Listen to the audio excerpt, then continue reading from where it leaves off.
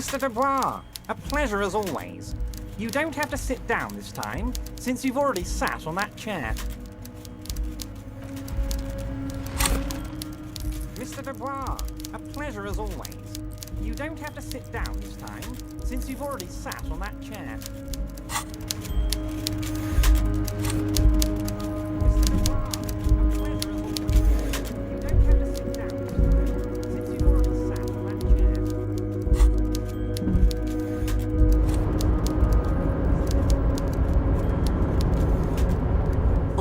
Mister, I'm not gonna bother you with a long greeting, just like we talked about before. Mr. Everett doesn't really want me to talk to people about union guys. But who did you want to talk about? Mr. Edgar is Mr. Everett's brother.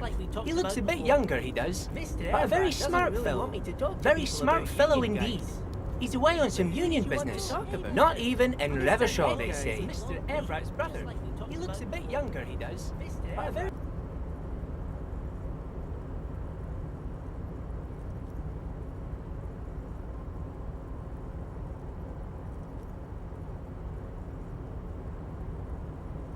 All kinds of places he visits. Him and his brother both do when they're on a vacation. Right now, it's Mr. Everett's turn to look after the union. But last year he spent a whole winter in South Africa.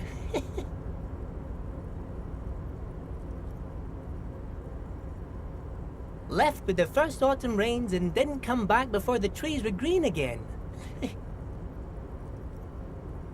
He's a union man through and through.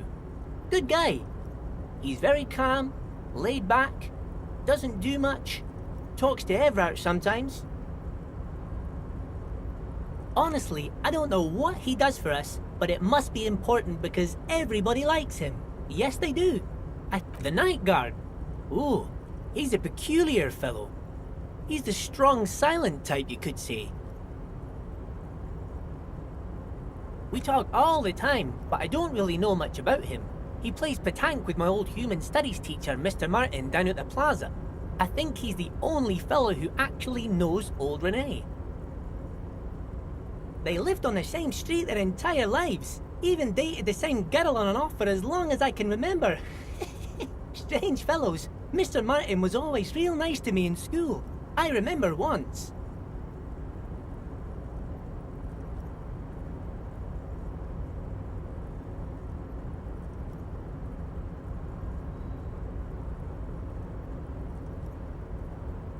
Mr. Martin, yes. Don't really remember much about him. I was just a boy back then.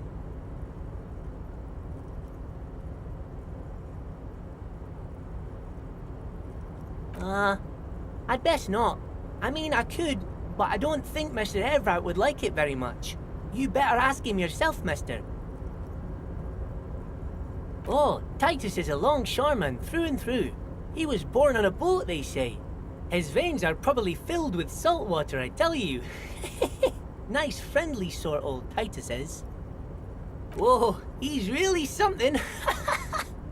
He doesn't talk much to me usually, but when he does, I don't really understand most of what he's saying. Actually, I don't think he would like me running my mouth about him like that.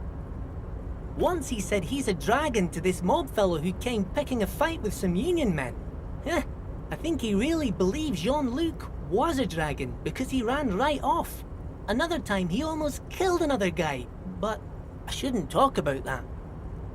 That's precisely what he is. Everard's dragon.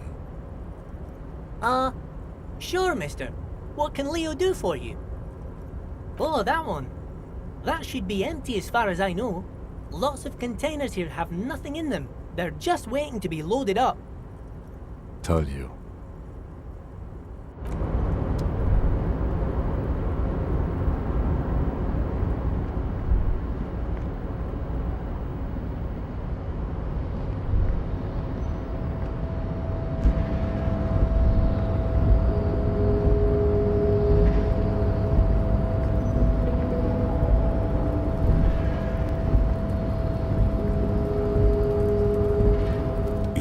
Before the cargo container. Its draw has not lessened since you were last here. If anything, it seems to have grown slightly.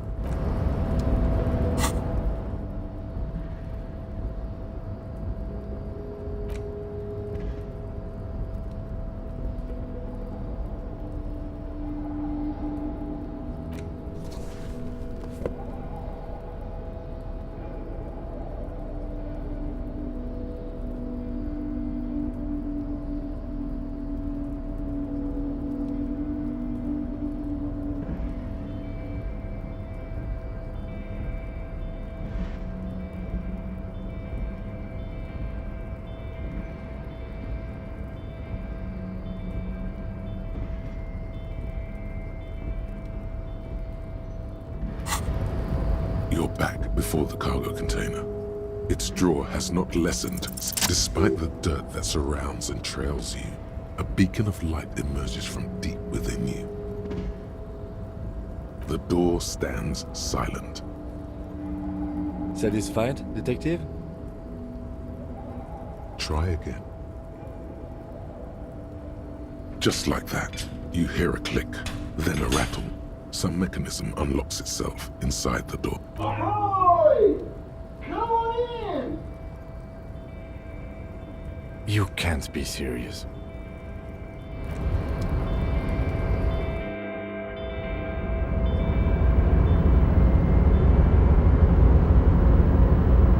The man stands at the far end of the shipping container. It's hard to say anything more about him.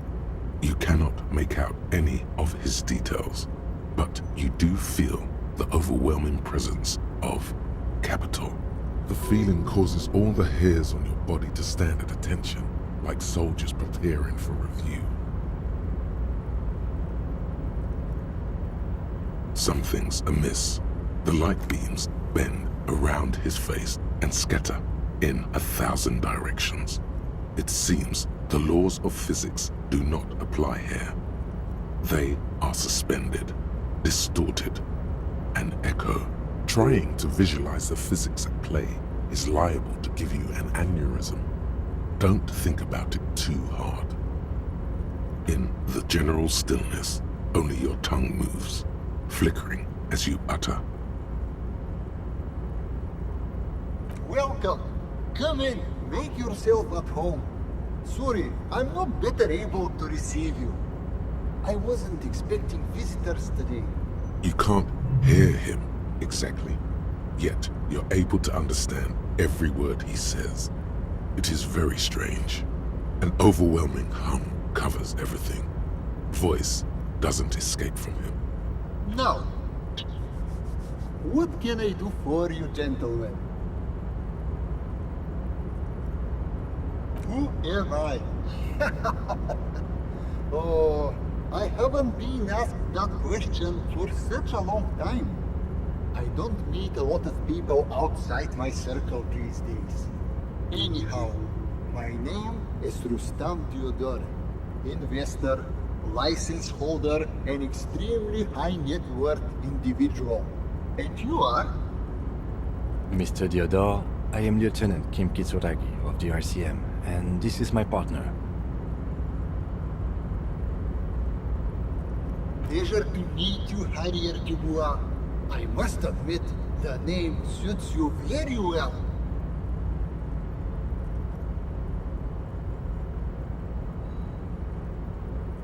Traveling. This is a great way to get around. It's fun, it's safe, and it gives me lots of time to think. By the way, let me now ask you a question. Where are we exactly?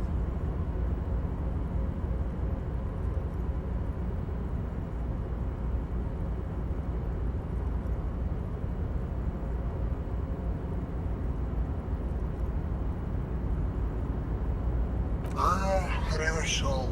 I remember walking its streets as a teenager. There used to be a bowling alley in Stella Maris. I wonder if it's still there.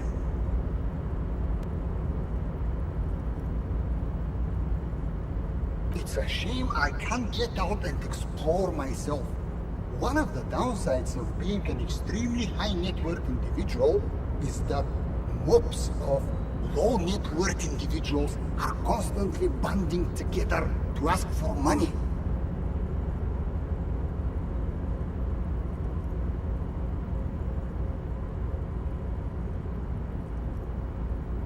There simply aren't enough hours a day to hand out all the handouts. It's like feeding seagulls. There are always more, and they never seem to do anything interesting with it, except more seagulls. Spending money is a matter of desire. I'm sure you agree.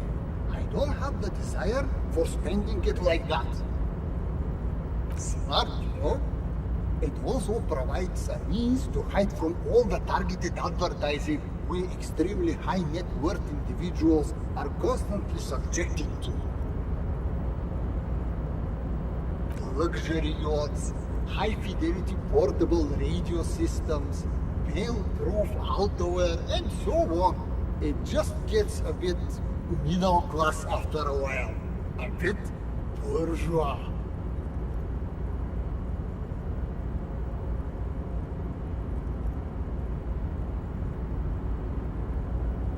What? No, I did not say that at all. Being rich is great. Just don't tell anyone I told you that. Oh Lord, not this again. Oh, nothing. It's just that we've got this murder to solve, and yet you go around asking everyone about money. And every time I ask, are you sure this is related to the case, you say, sure, Kim, I think it is. And yet, it never seems to get us any closer to solving the case. It's quite alright. I'm used to the question by now. To be blunt, I inherited my fortune from my grandmother, who herself was an extremely high net worth individual back in Krat. All I did was take her fortune and invest it prudently. Believe it or not, it takes more than a bit of skill not to blow a vast fortune on sailing boats, bad choices, and unsupervised state policy. And blow. Actually, at the level this guy is, it takes several generations to do that. But, alright.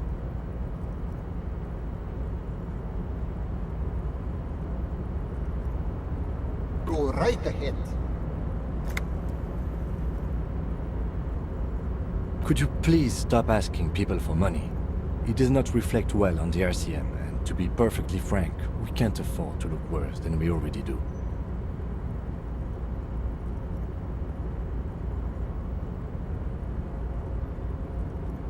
It's perfectly alright. Based on your appearance, I can tell I'm dealing with a smart man. As you may know, us high net worth individuals do not have a lot of cash on hand.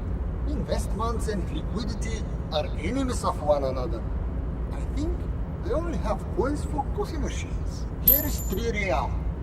How much can you get for this? Come on, man. He's got to have more than that. See if you can score a little more of that lucre. That's the idea, my friend. You've got to work for the rest. Maybe you can make that money grow. Come up with an investment plan. How's that sound? Thanks for stopping by. If you ever have an idea you want to pitch me, I'm all ears.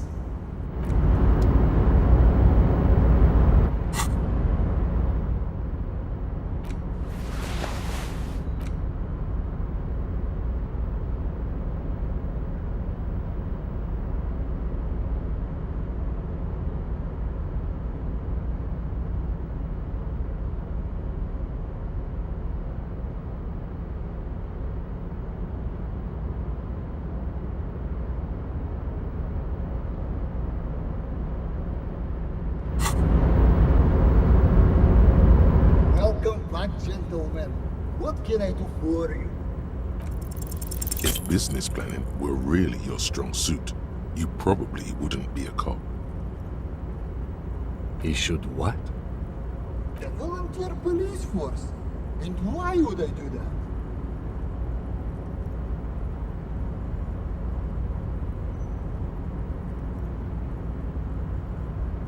I don't believe in handouts, especially for people who volunteer for their positions.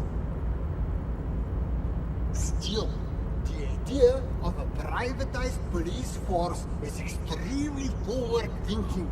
You could even say it's ultra liberal.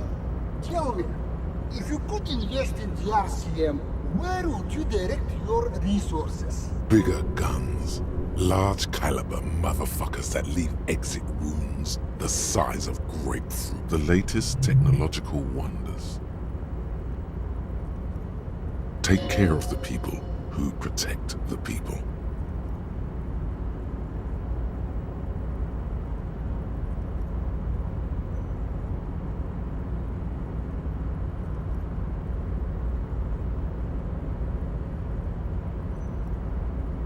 The the RCM's problems aren't the kind you can solve with radio computers. The road goes much deeper than that. If I could interject, the RCM's problems are mainly structural. We are hamstrung by a lack of clear lines of authority, and our system of performance reviews strongly disincentivizes inter-prison cooperation. I think the lieutenant's right. Your problems run much deeper than equipment or funding. The entire org structure of the RCM needs to be redefined. You need a unified chain of command. New metrics for measuring performance that reward real police work. Does that sound right? Yes, that's precisely what we need. Hell no! Can you imagine how much work that would take? Why would they do that when I can just speculate on exotic financial derivatives from the comfort of this shipping container? The thing about investing is that the less work you have to do, the better. Don't overthink. That's what return on investment means. The lieutenant's disappointment is palpable. It's like someone just shot his dog. Now, was there anything else I could help you gentlemen with? It was a real pleasure. Sadly though, my current lifestyle prevents me from remaining more than a brief time in any one place. Perhaps we'll meet again. Farewell, friend, and may your peace of mind guide you to happiness.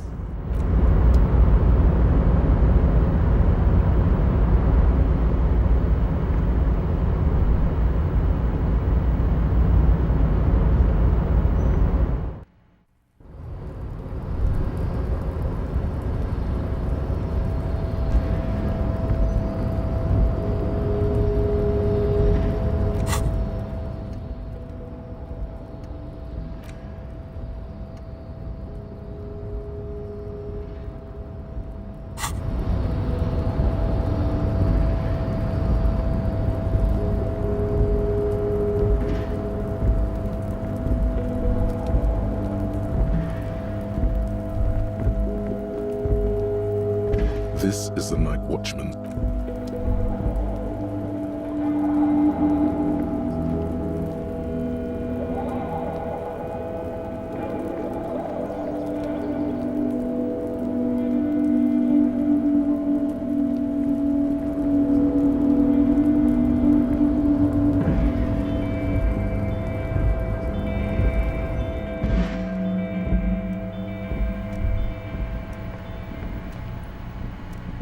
The file cabinet stands steady as ever, and the unlocked drawer slides out. The drawer slides.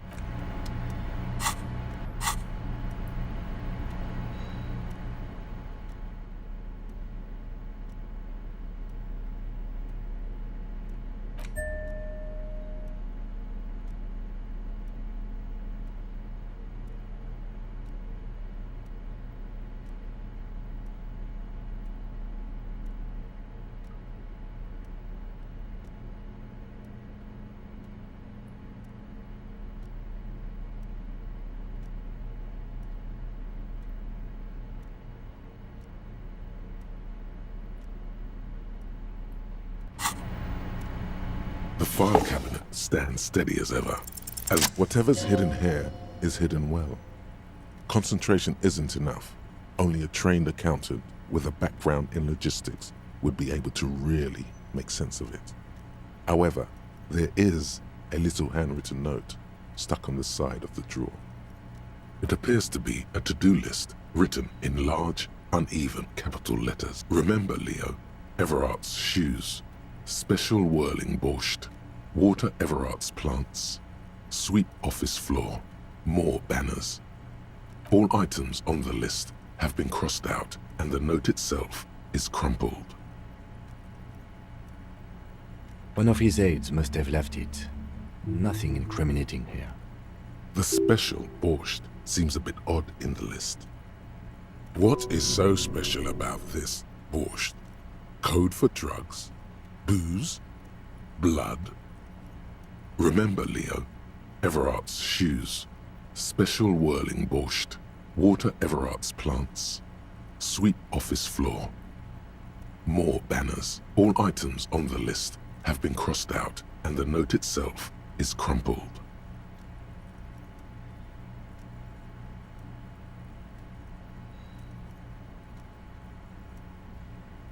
The drawer slides shut smoothly.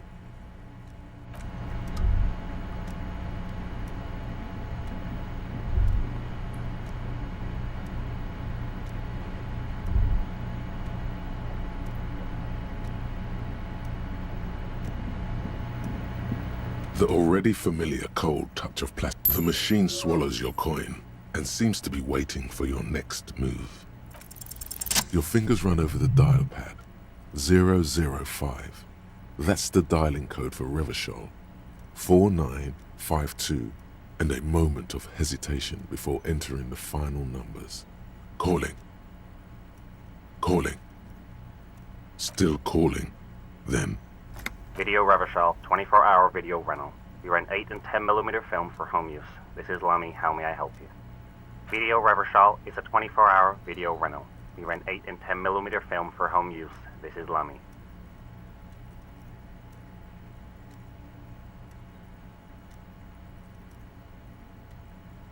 No. Sir, I don't know. It's a video rental. Maybe you rent videos here. Maybe you called to extend your rental period? Do you need to extend your rental period? Raphael, what? Listen, I can't help you over the phone. If you need further assistance, you can visit us on the corner of Voyager and Main. Are we done?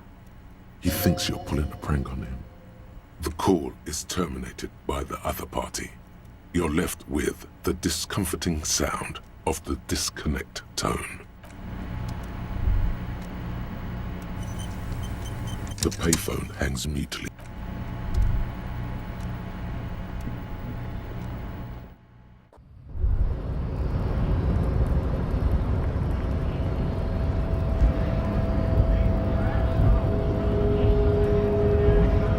Hola, Wandering Man. How can I help you? We're negotiating. Aye.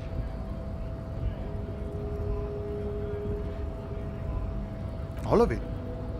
However, right now we want all the... This seditious talk sounds like communism. Sure thing. This was great. You feel mentally reinvigorated.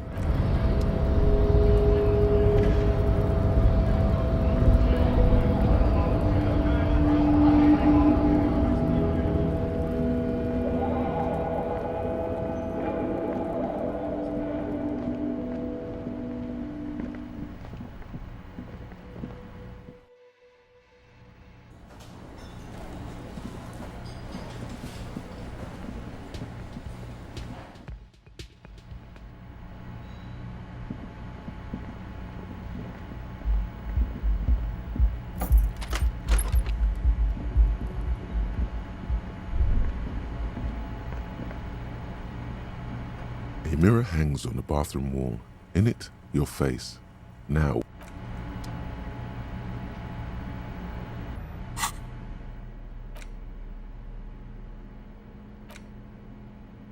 A mirror hangs on the bathroom wall. In it.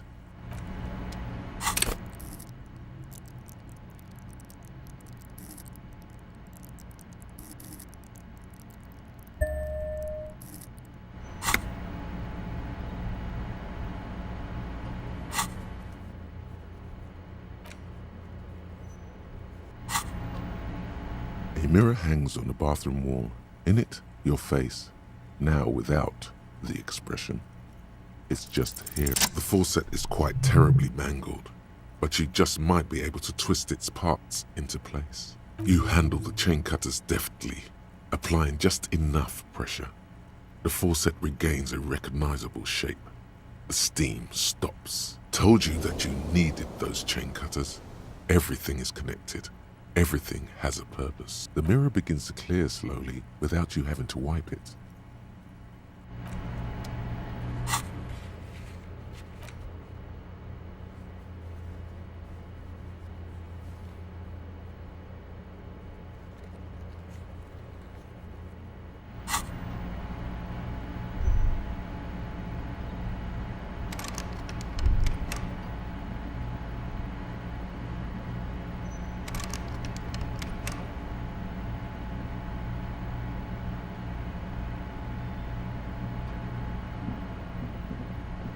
The bed is still cold from the broken window, and not too inviting. But it's yours. You've earned it.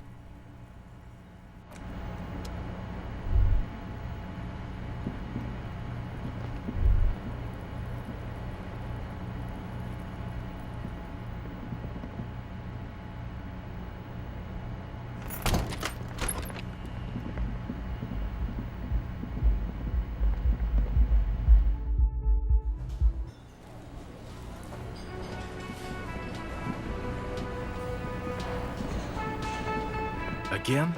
I can't believe this shit.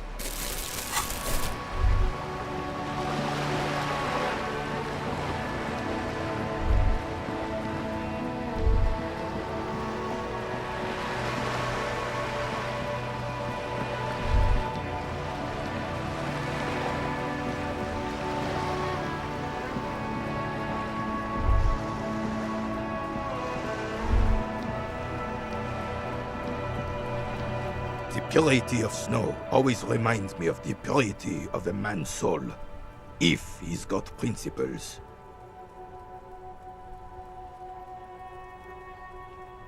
Yes, the Debardeurs Union pays me to stand vigil during the nights. Not out of any political allegiance, mind you. I'm an old man. Don't sleep more than a few hours every night anyway, and money is tight. He feels like he has to justify himself for some reason.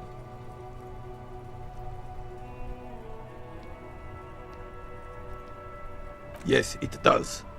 Unfortunately, I wasn't working that night. Been on a 2-week leave since last Monday. No one. The bus has been unmanned since last Monday. There's no other guard. It's just me. No one has been guarding the container yard since last Monday. Yes. It's not actually an issue. I mean, Look, officers. The container yard doesn't actually need a guardsman. Never had one before René. Monsieur Claire had that booth built specially for him. It's mostly decorative.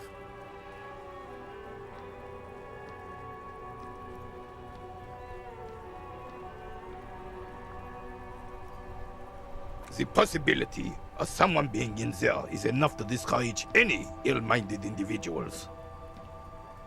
Evrard created this job for René because he knows the Royal Carabinier's pension of honor and PTSD isn't something a man can live off.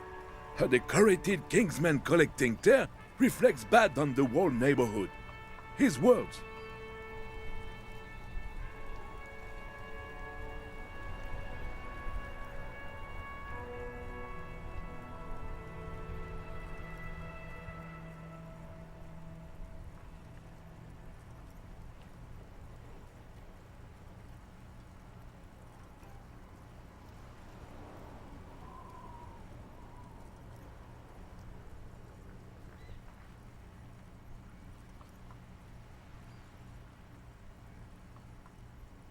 Oh, I didn't mean to imply there's something wrong with that. I do it too. Everyone does it. It's an excellent side thing. Yes, yes, yes. Can we conclude the topic of my guard booth now? He is not going to become an entrepreneur. She is nobody.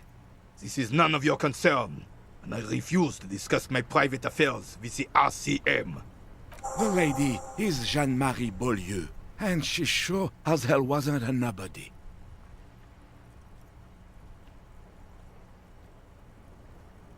Yes, yes. Like I said, it would be up anyway, so might as well keep an eye out. It keeps my senses sharp. It's a Belle McGrave, 4.46 caliber, breech loading, Revachol made.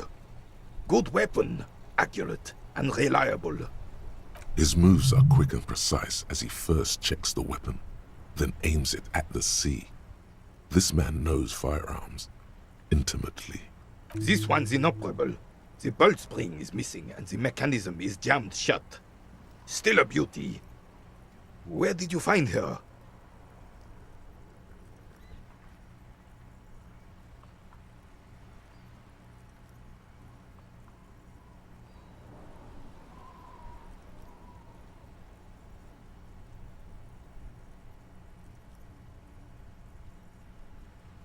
I'm not surprised.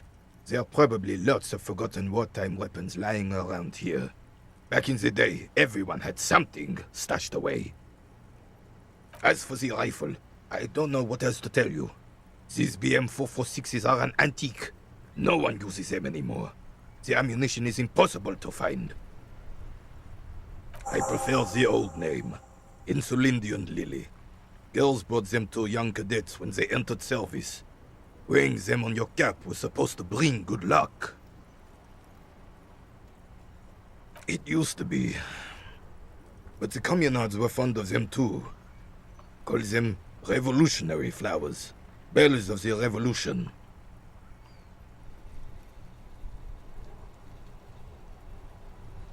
You know what? No. They brought me misery. False hope. And disappointment. The revolutionaries sullied them. But it wasn't the revolutionaries that sullied the idea for you, was it? She gave them to me too, and your jealous little heart just couldn't accept it.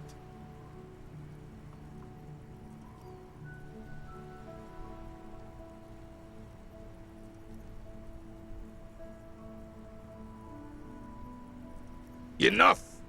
I can go over these matters in detail with you, Gaston. But not while we have company. So, officers. Maybells don't blossom yet, do they?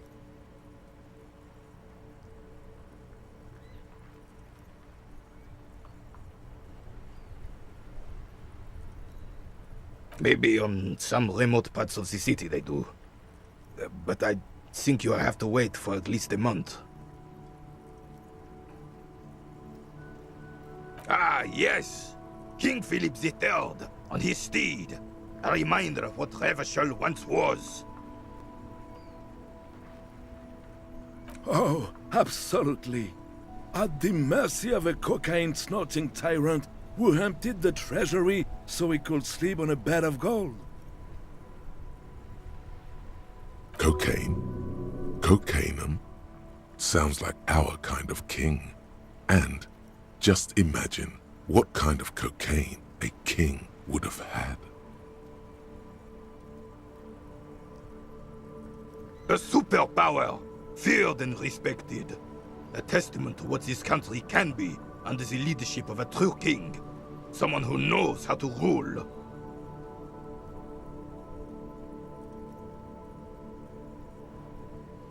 Decisively, without fear of offending the sensibilities of the frail and weak-minded among his subjects. This is something the insurgents never understood.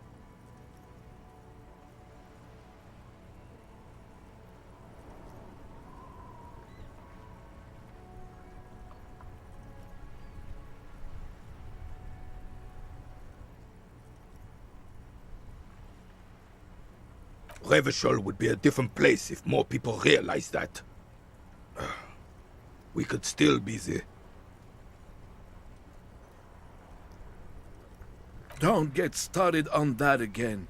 What happened, happened.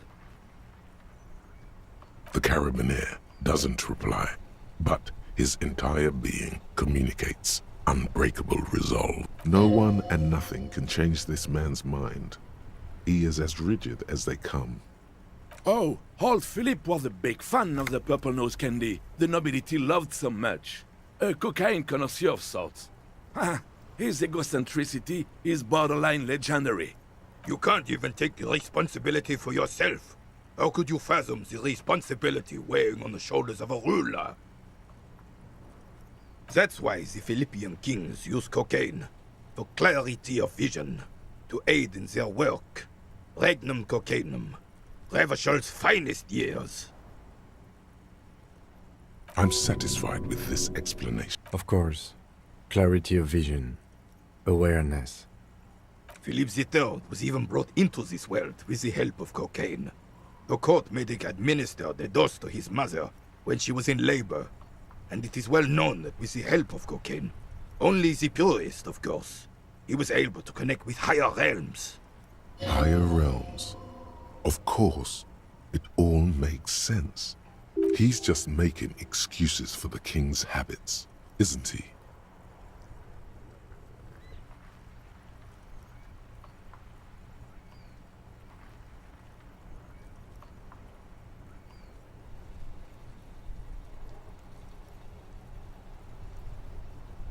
It's really not. Please, do spare us the cocaine fairy tales. Yes, indeed. We're not here to investigate the drug trade of centuries past. Right.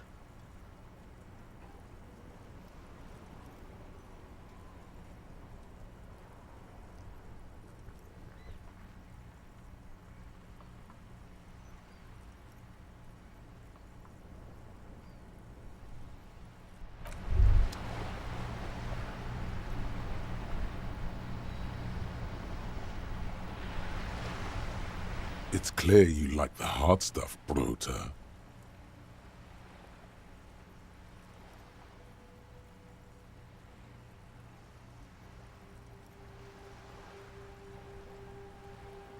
Lower intestine?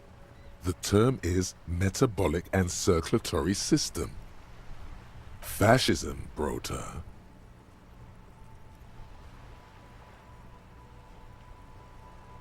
Many things, but it's mostly about trusting your gut. Who does your gut tell you is the source of Revachol's problems?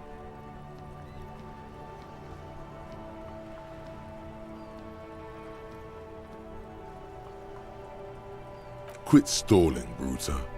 We're talking about the weakest, worst, most insane thing. The weak link.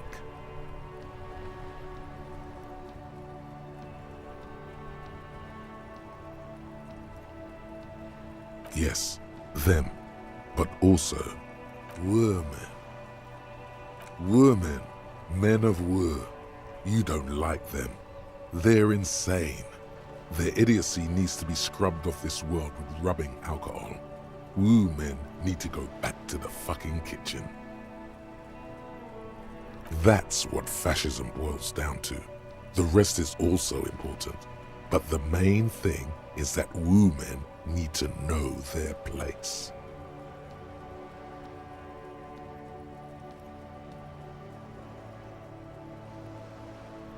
Stomach truth. You're having a stomach truth.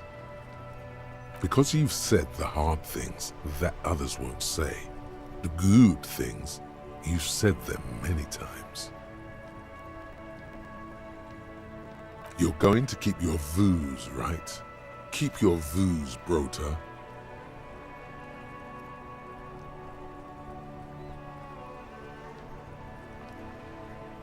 For the nation, smart. Best not to mention the women too often.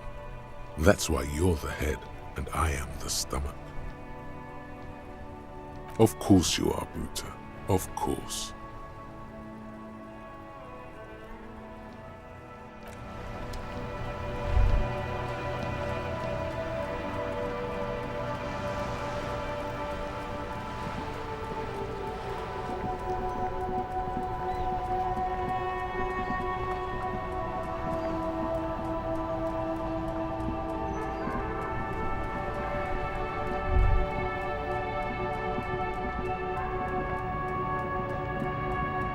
Everything's still cool here, officer.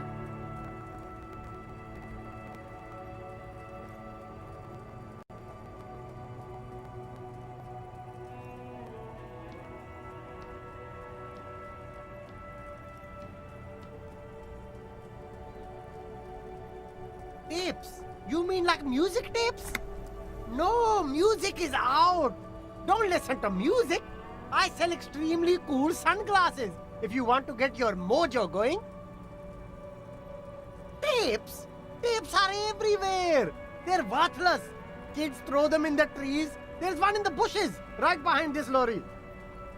No one would ever throw a good pair of high-quality plastic sunglasses in the bushes, mister. You should have a look. It's better than nothing.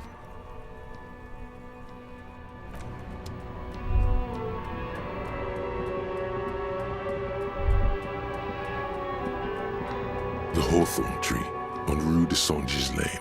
Bronze-colored ribbons of magnetic tape are caught in its branches, fluttering in the breeze. Patting the tree reveals a small sticker which has almost been worn to oblivion. It reads, RCM Emergencies Desk, number 8102, underneath a slogan, Mankind, be vigilant. You tree-hugging pansy. The gnarled hawthorn tree on Rue de Saint-Gislain, with slow and deliberate motions, pulling, bending, and unraveling, you manage to extricate the magnetic tape from the branches. It curls up into a mess inside your pocket. If only you could find a way to re-spool it, so that you could hear what's on the tape. Maybe Roy from the pawn shop can help you with this. What's the tape for?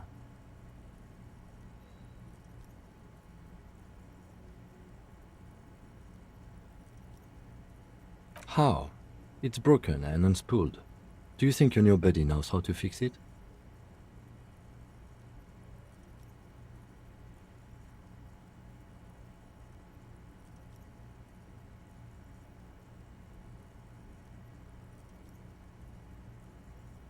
You could also get it fixed at the pawn shop across the street.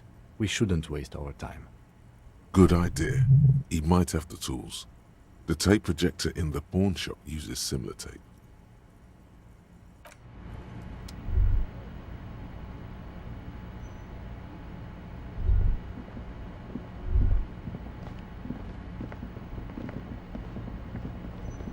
The shine on these sunglasses lasts a lifetime, officer.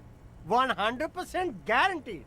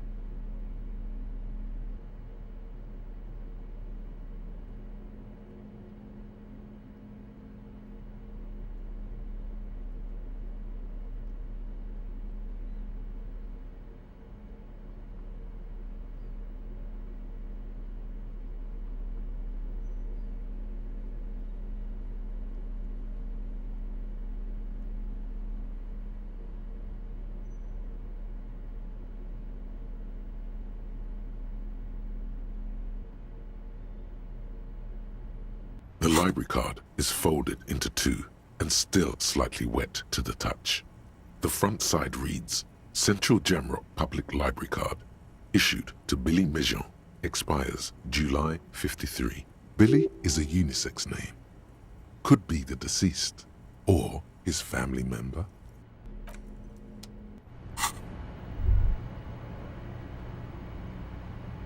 Everything's still cool here, officer. Start with a little compliment, then work your way up from there. This is about business, remember. Oh, okay. An investment? What kind of investment? Or you could not make this about corruption and go with something even wilder.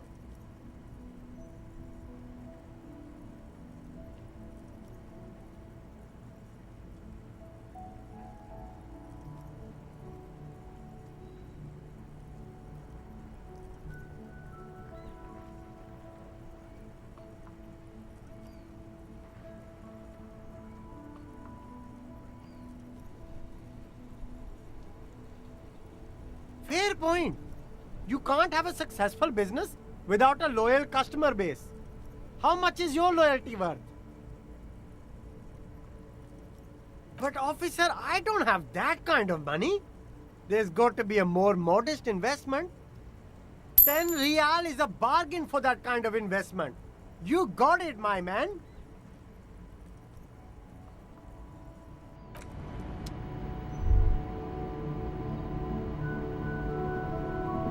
You keep coming back. That's good, officer. Keep browsing those clothes, keep saving that economy. Save the economy? That sounds off. Haven't you heard, officer? We've got to be economically conscious. Recycle your cash, keep it in circulation. Don't buy new things. Buy eco.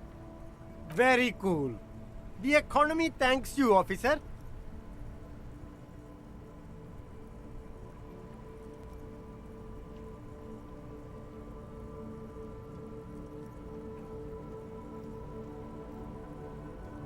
You won't regret it, officer.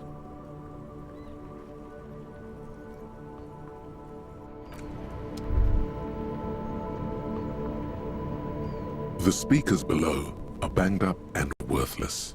The sneakers triumph over them. They're the star of the show here.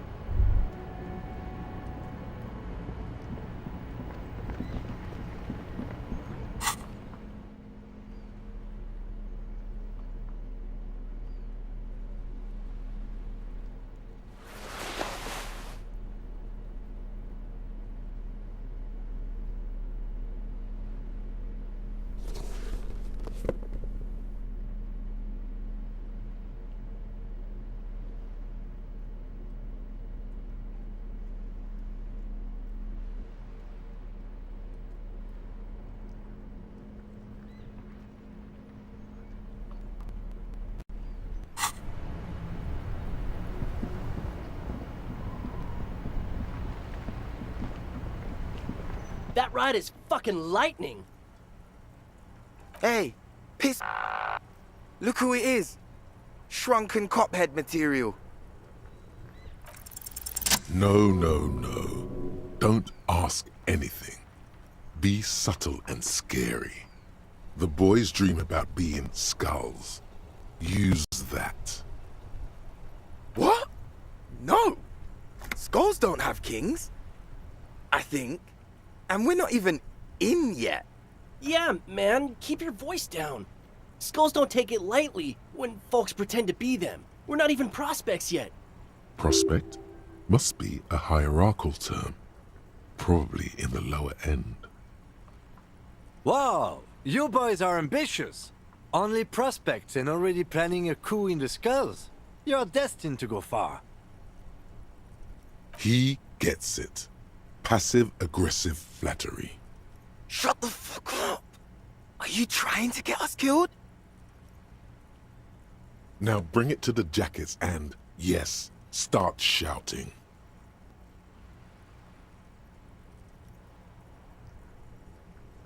Please be quiet. What? What do you want? The jackets? You got it. No need for cruelty.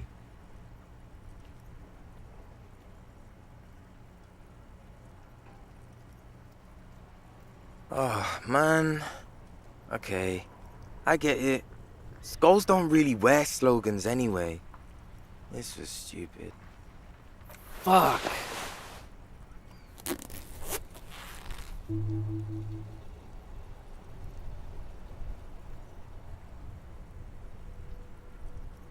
The lieutenant watches the boys take their jackets off with mild amusement.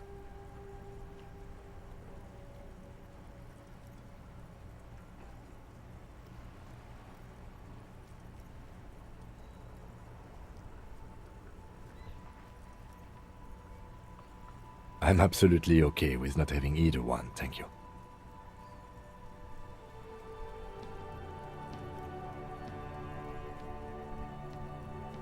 This case doesn't require us to go undercover or raise hell. In fact, I don't think the jackets will be useful at all. I just wanted them to not have them anymore. Cold-hearted cop.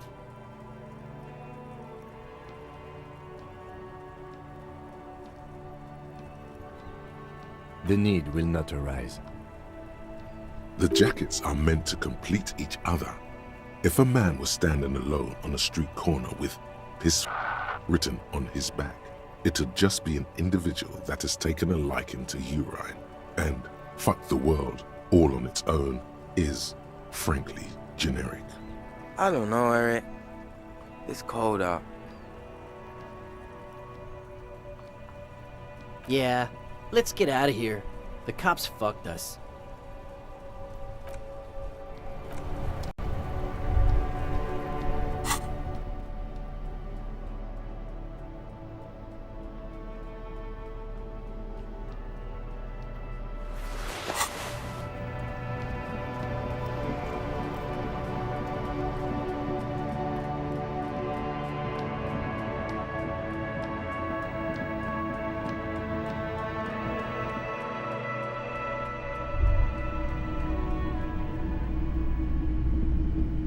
Hello, hello.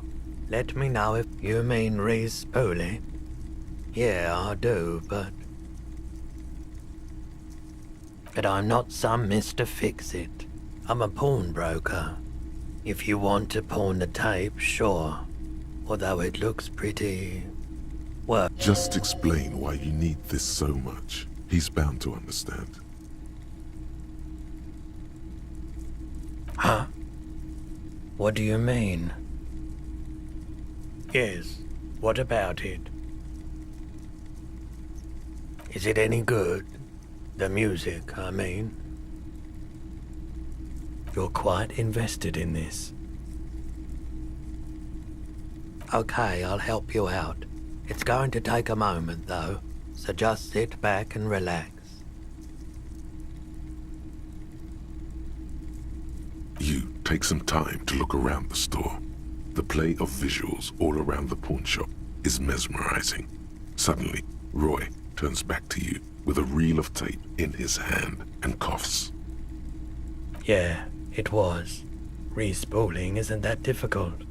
Although I had to mend the tape in a few places. Anyhow, it's yours now. Yeah, my pleasure. I do what I can for true passion projects. Just...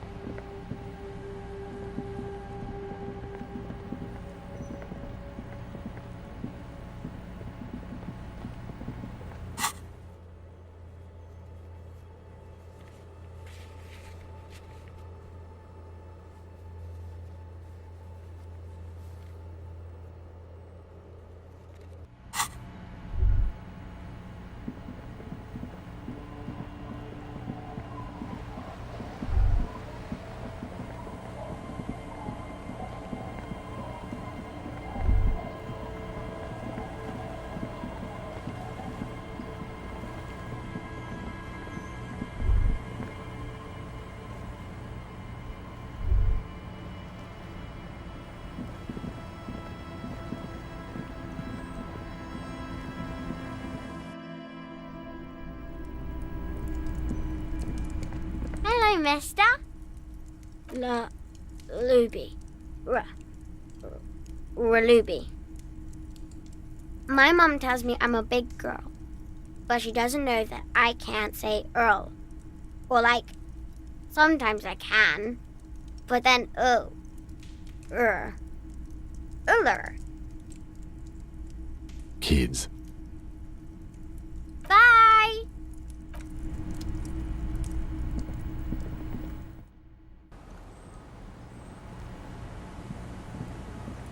The scruffy-haired little boy kicks a stone while the other watches him do it. What bad people? I don't think questioning 4-year-olds without their parents present is going to crack the case.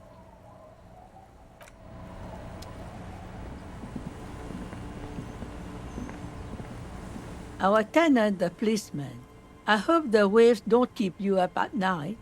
What can I help you with? Nay, I haven't seen anyone lately.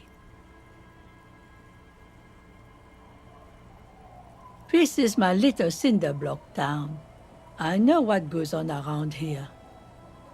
She's being evasive. She knows something. There was a murder in Martinez. She might be a suspect. We would appreciate your help. Would you now? I know how this world works, and it doesn't work when people tell on each other.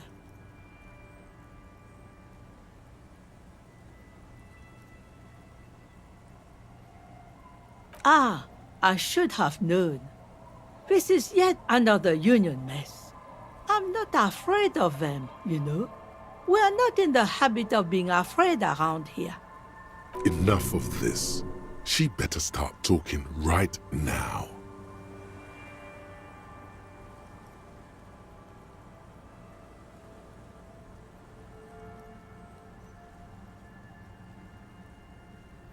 There's not much to tell. People come and go. Now, was there something else? I see, ma'am. I hope you don't mind if we look around anyway. You should look around your shack. Maybe she's rented it out to others too.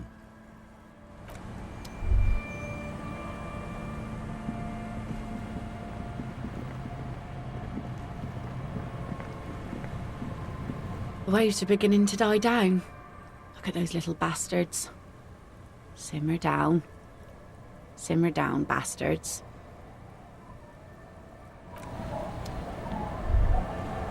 The waves are beginning to die down. Unfortunately, the factory sold this one with a 3-year... It's a regular mass-produced sword, like a shovel or an axe. Nothing fancy, just for intimidation. From time to time, people need a lesson in respect. That's just the way it is. Some went to patch their wounds, their lesson learned. Others were more thick-headed. And one of them, I ended up marrying. Guess I enjoyed the way he bled. If it is, then why the melancholy? Gone.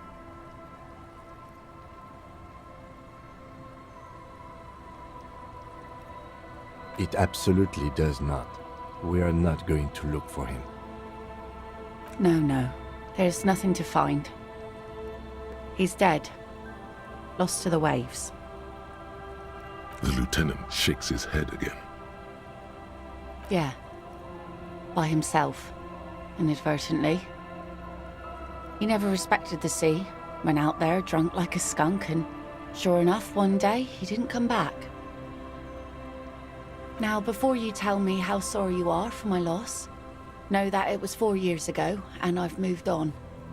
There's only so much mourning you can do for a drunk with sinewy muscles. She really likes those muscles, though. It's in the way she pronounces sinewy.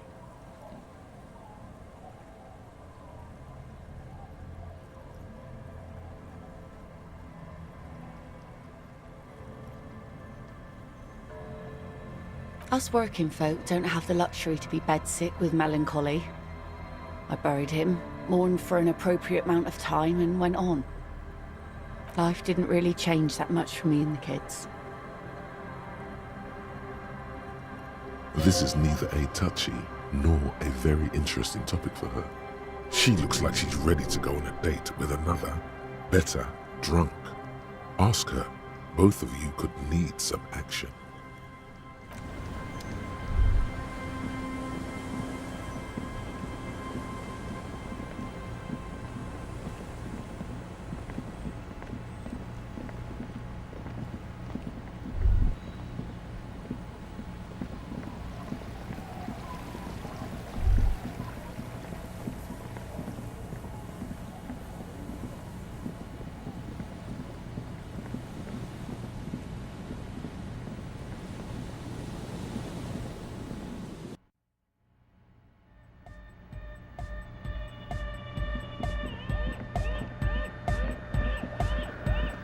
Good morning! Yeah!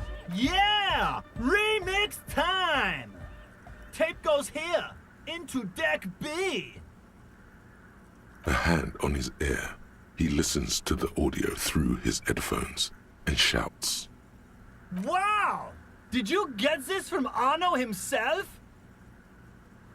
A great excitement is bubbling to the surface within him. This is big. Listen, I'm just going to show it to you. Ready?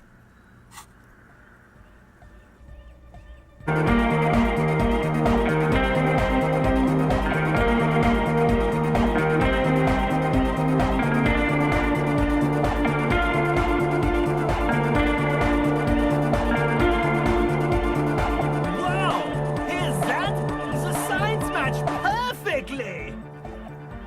Now, if only we had the beat for the full assault, it would be unbelievably hyper! What is this? It's good. How did you guys do that?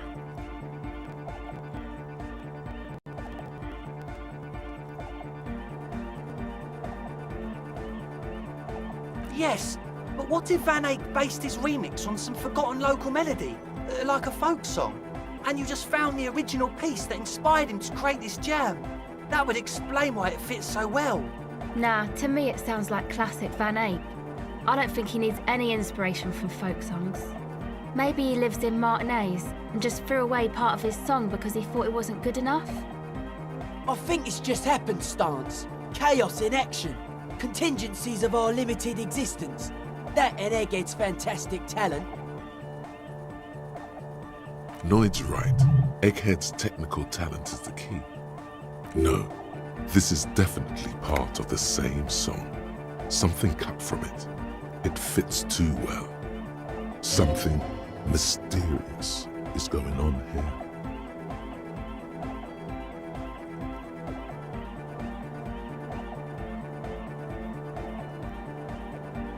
Be how it may, if it fits, it fits!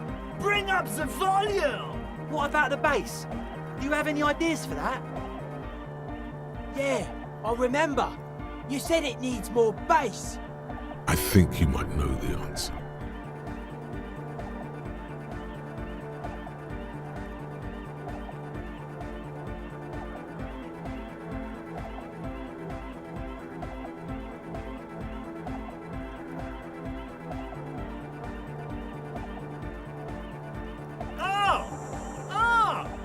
But how? What about that compressor Andre was setting up to achieve some sort of parallel processing? Don't be too hard on yourself if you don't figure it out. I think the jam's already pretty ultra. But it could be hyper hardcore!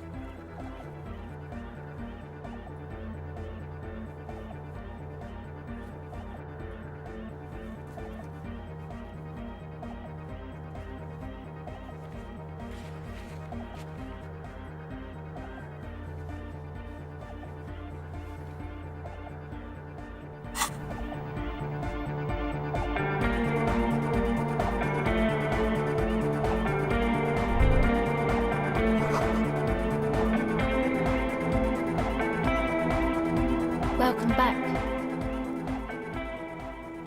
No, Just no? it's pretty desolate here. I only hear the dogs bark at night and see the shadows move down the coast. Teenagers skulking around. Gang members looking for a hole in the Union's defenses. Maybe Ruby too. But she wouldn't be able to tell from here.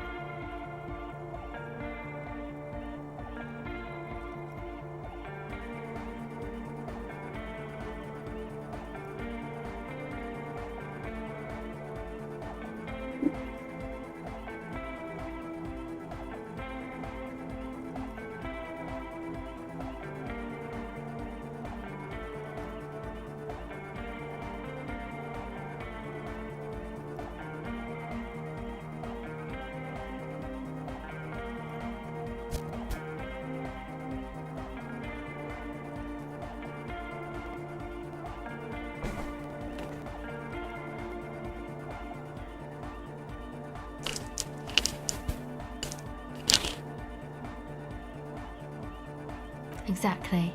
It's our chance to turn the grim desolation into an overwhelmingly... The silver bird has already flown away.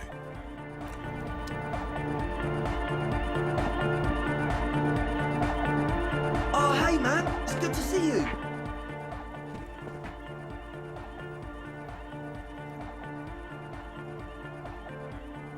Goodbye, officer.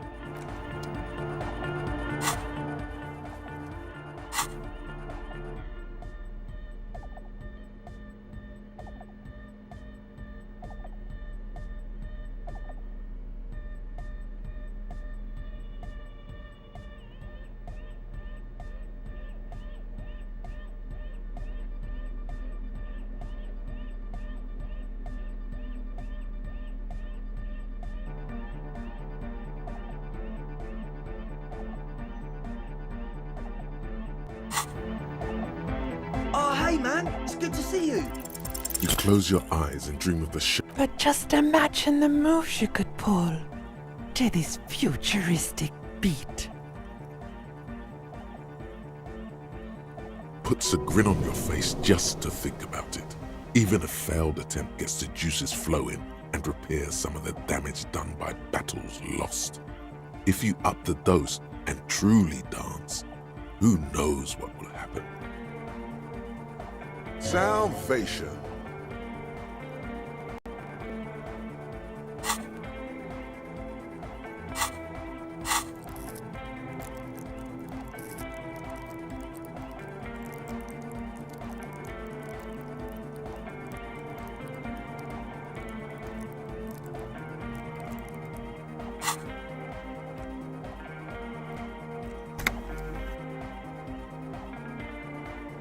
Goodbye, officer.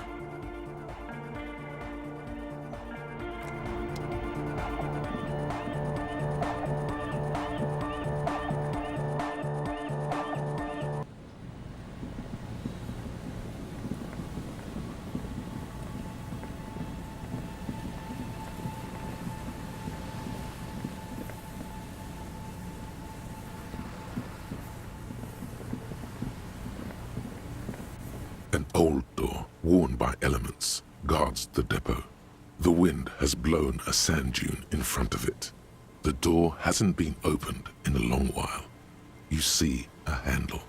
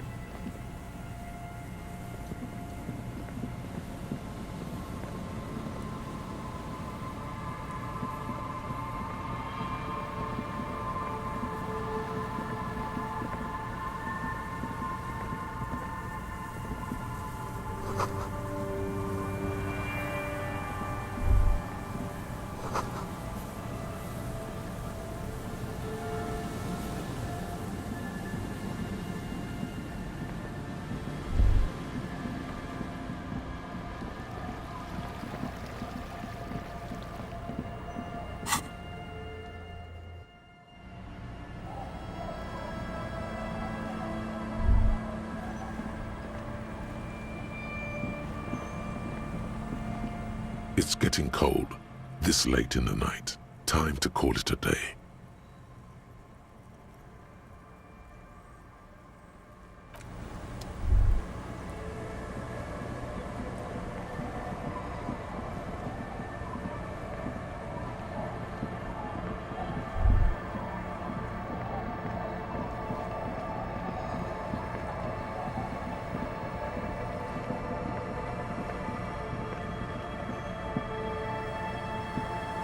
Don't call Abigail.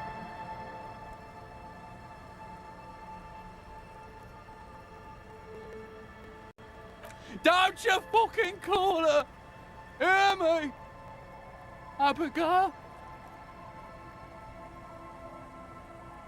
Abigail? No. Don't call Abigail! The man hiccups, then mumbles something unintelligible. There's no use in yelling at drunks. He's barely holding it together.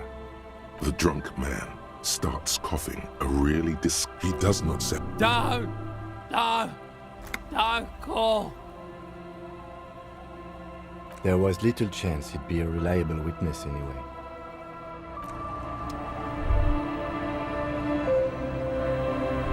Tequila Sunset.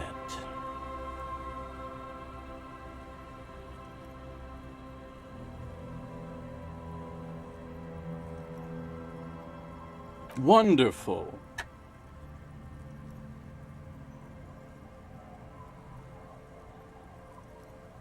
Not much, but it will do.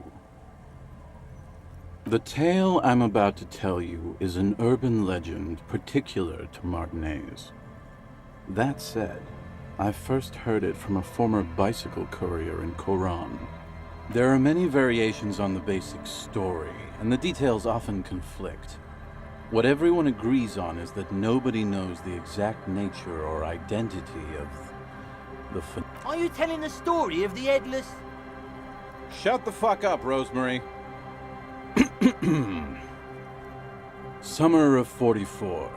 17-year-old Gertrude Het is walking home from a late shift at the harbor. It's almost midnight. She stops for a cigarette near the canal. You got a smoke on you? If yeah, you should light up. Help set the scene. Our heroine finds herself enjoying the peace and quiet the canal provides. What she doesn't know is that her peace is about to be shattered. From behind her comes the clattering of hooves. Startled, she turns around, and what does she see? A headless man, wearing a fawn tracksuit, riding a horse. That's right, it's the Headless Fawn Rider. Rumored to be searching for his legendary fawn cap that went missing when he lost his head. I thought that he rode a headless pig. Well, there are many versions of this story, the most peculiar of which has the Headless Fawn Rider riding on the back of another headless man. Yes. According to legend, young Gertrude Het had to endure years of psychotherapy before she was able to look at a horse or tracksuit again. And she's one of the lucky ones. Gertrude Het may have been the first to witness the Headless Fawn Rider, but she wasn't the last. Oh no. Tell him about the two feminists by the locks. Fuck, Rosemary, they were dating. No one said they were feminists. Everyone always misremembering this stuff. This wouldn't be the De Ponte Delgado case, would it? What? You know it? I've read the case file. But please, go on. Right. Early autumn of 46. Ula de Pont and Eva Delgado are fishing near the waterlock long after the sun has set. The wind picks up. A sky already dark now blackens. Water starts falling from above. The first cold rain of the season. The women are caught in the downpour. They act quickly. Eva gathers the rods whilst Ula turns around to reach for the tackle box. Don't turn around. Don't turn around. When she sees something, her shriek is so violent that the residents of the nearby apartment building believe lightning has struck. But there is no lightning. Only a heavy downpour, and Ula makes a run for the shore, but Eva slips on a wet rock and disappears into the cold, cold canal with nary a sound. Her body is never recovered.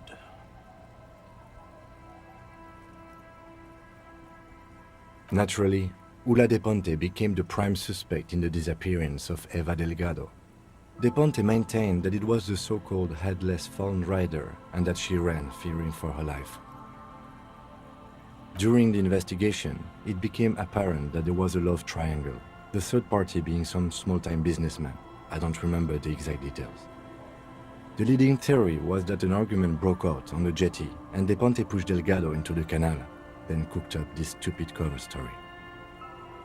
No, she committed suicide before she could be taken into custody. They found her in the bathroom with a rifle, her face slowly peeling off the ceiling. Not a pretty scene. Man, that's some grisly detail.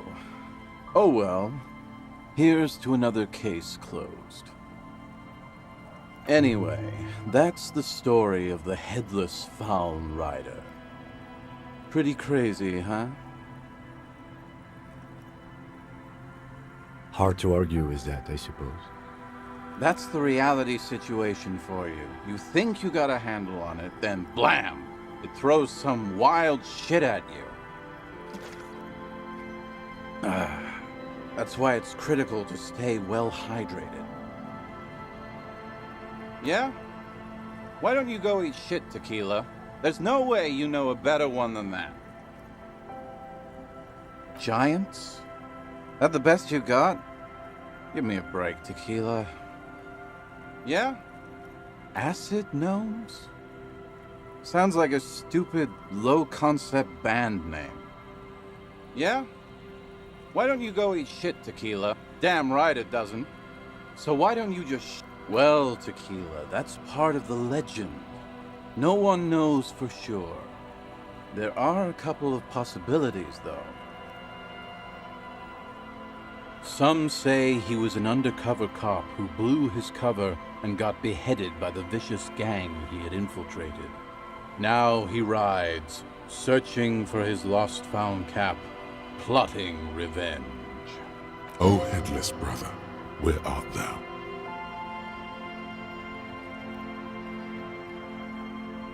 Others claim he was a professional jockey who veered off course during a steeplechase, ended up in somebody's backyard, and got decapitated by an exceptionally taut clothesline. Even decapitation couldn't stop his commitment to the sport. Are you that committed?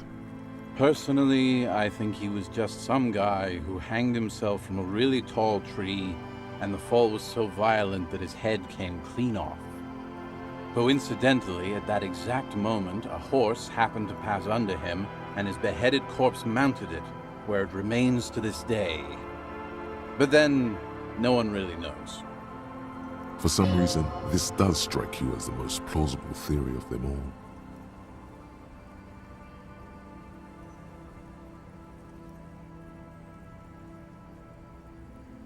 all. Like you could do better, Tequila. Anyway, to each his own. You want to hear any other stories? No one knows. Some say he stalks Martinez to this day, and can be seen near the canal when the clock strikes midnight. Ooh. He won't, though, because it's just a stupid legend. Aye, I saw him one night when I was right shit-faced. Can't really remember seeing any women after losing my keys. It's a touchy topic. He hasn't got laid in ages.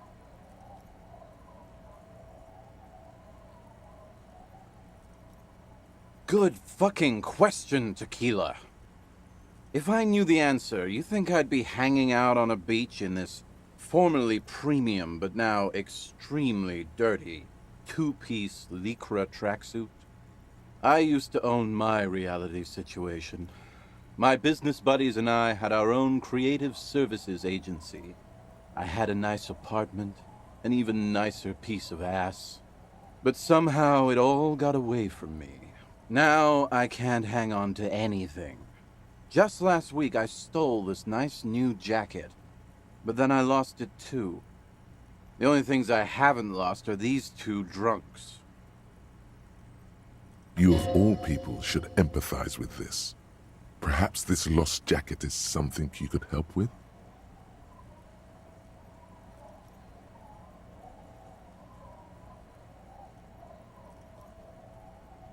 Tequila, it's a verifiable tragedy. It was practically brand new.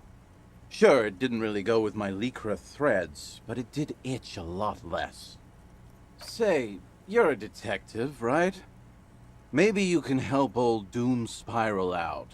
Solve the case of the missing jacket. What do you say, Tequila?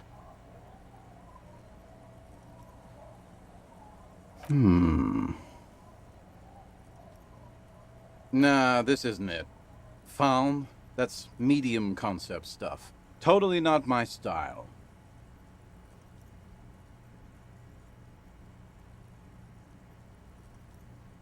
It's a big world out there, Tequila. Lot of lost jackets in it.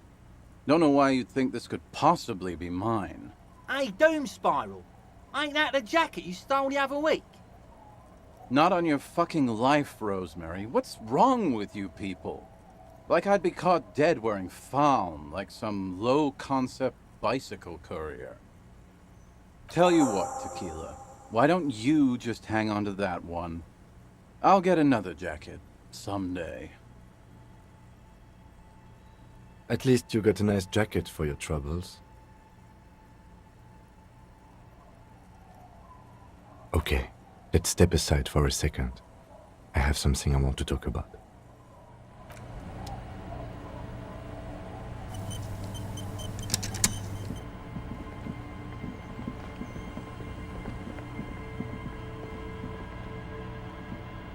Yes?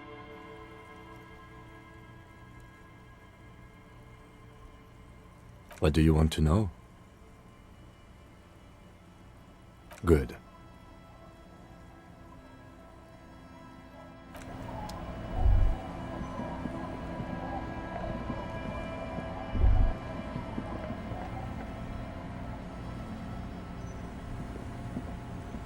The legend! He's back! And firstly, I got smokes and piss and a little speed to spice things up.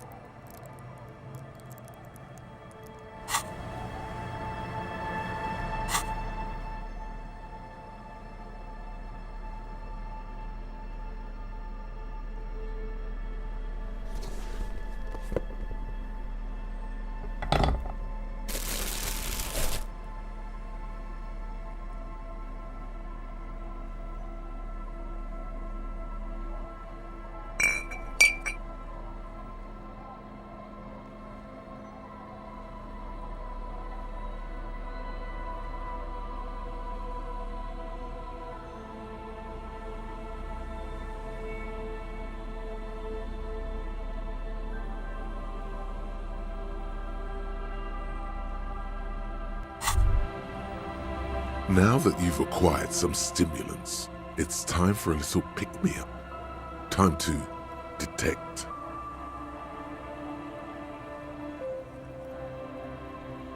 It's not ideal, no, but you need the zeal. Let's face it, you're never going to finish this case without cheating.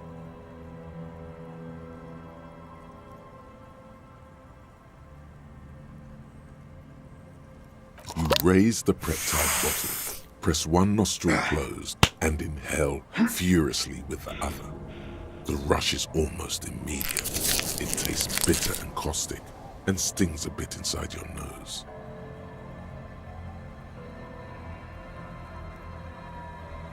Now the taste is slowly receding into your throat. The rush is growing in intensity, your little heart pounding like a bird in a cage. A sweat breaks out across your brow. Your jaw clenches.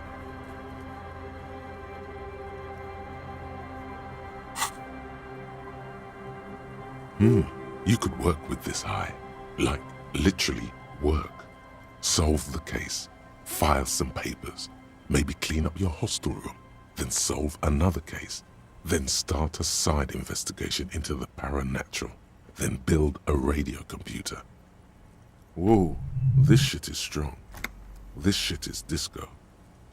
Time for a little truth. Tell the lieutenant you did some. Clear the air.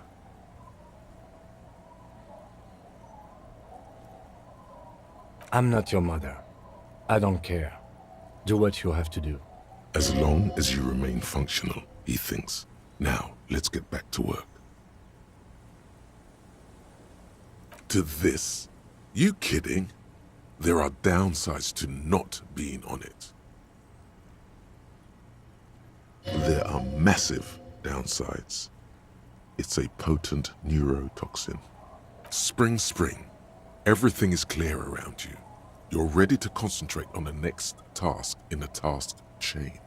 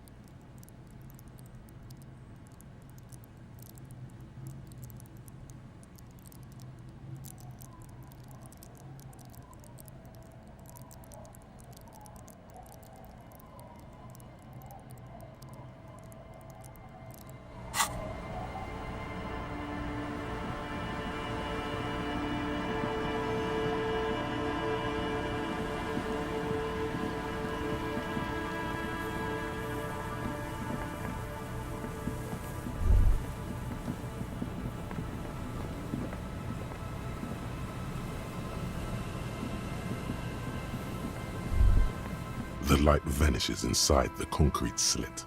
The structure goes deep under the earth.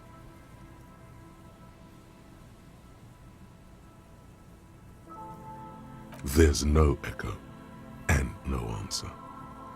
No idea. Could be connected to one of the buildings around here. We might find her down somewhere. There's an old storm drain system beneath Martinez that's mostly collapsed. Revachol sewage system has been built and rebuilt 4 or 5 times now. In conclusion, she could be under any building. I hope not. Maybe it's just a storm drain for the sewer.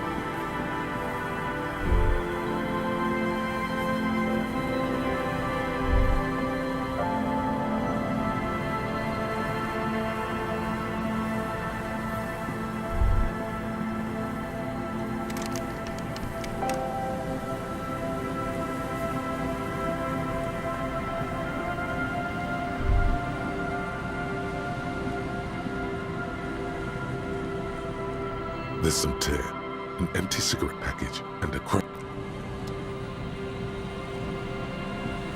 A man lies on the boardwalk, his limbs bent and neck turned at an unnatural angle.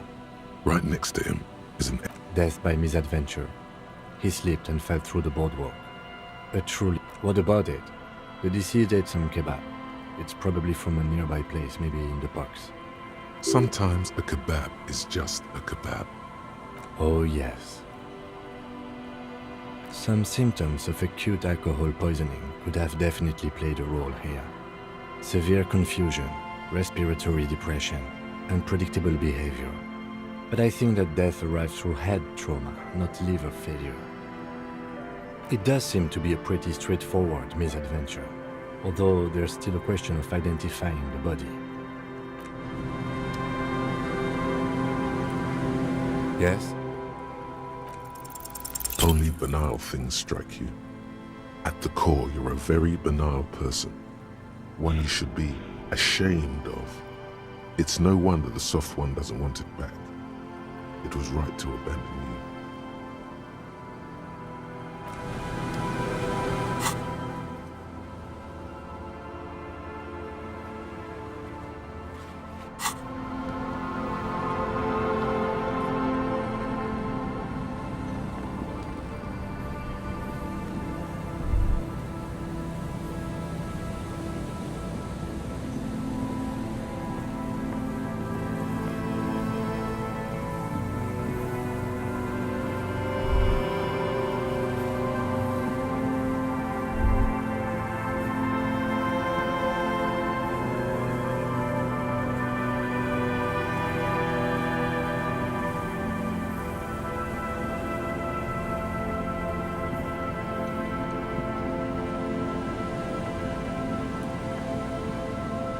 A man lies on the board. He's wearing mud-caked boots, beige trousers, and an old brown leather jacket with a bright blue lining. There are traces of kebab sauce on his chest. The leather jacket suits him well.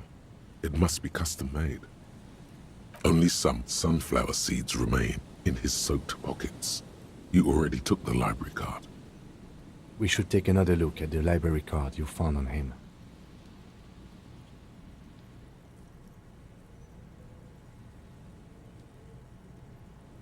The man has fallen through a crack in the boardwalk and hit his head against the metal bench. Coagulated blood covers his black hair. One of his feet is still dangling through the hole. You have to be quite inebriated to fall that bad. Well over a liter of pure ethanol. 3 bottles of wine, or 1.5 of spirits. Or maybe it was just dark. When damp, these boards are really slippery. Even a sober man could lose their balance here. His expression is dull, like the sea behind him. Drops of water shining on his mustache. His eyes, empty and wide, look frightening in their frozen gaze. Height, 170 to 175 centimeters. Curly hair, stout build. Age, approximately 50 to 60 years. He was confused when he died. Confused and alone, most likely. Overcome with the awful surprise of it all.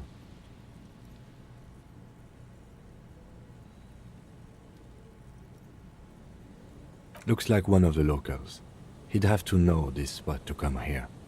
You don't just walk over here. But that's just a lazy assumption. What do you think? At least this man knew how to party. Imagine the same scene without the bottle. Now that would be just sad. This is an omen, a sign from above that you need to stop drinking.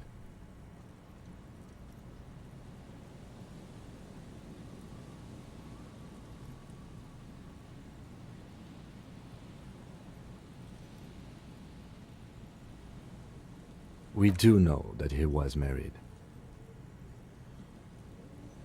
But you're right. Let's not run ahead. For now, all we know is that he's an unidentified middle-aged man found dead on the Martinez boardwalk. From where I stand, I can see two options. We either take the case and follow the leads to identify the body on our own, or we report back to the station and leave this for our colleagues to handle.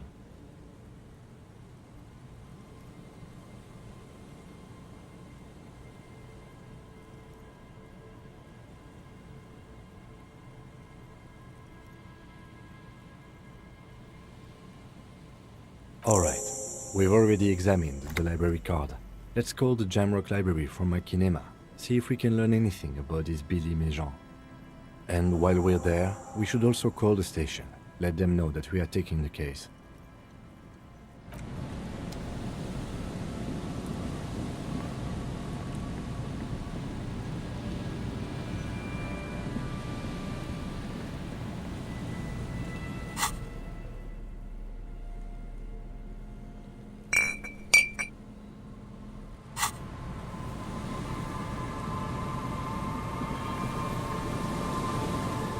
Yes? What do you want to know? Good.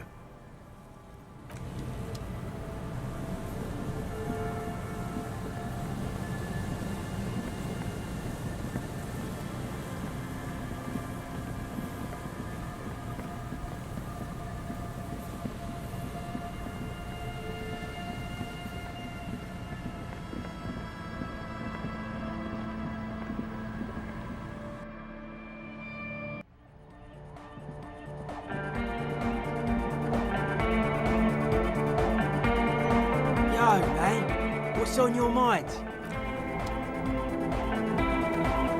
Yes, what is it? What? No, no one's suspicious around here.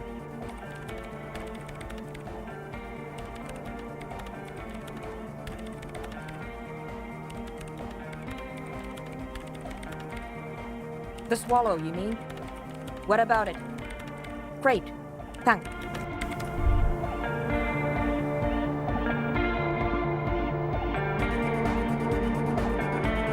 Hey man, it's good to see you. Goodbye, officer.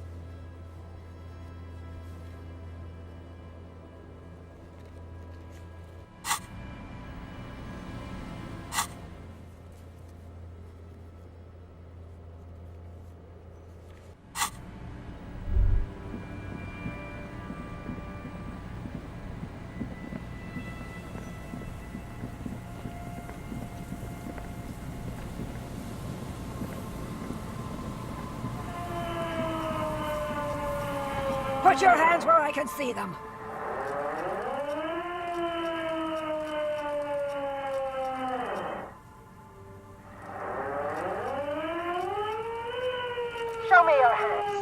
This is the pace. Show me your hands. Right now! Scavenged, battery-powered police lights protrude from her back. The flickering light show reveals a gun in her shaking hand. Her hand is trembling from some sort of neurodegenerative disease. Madame, please drop the firearm immediately.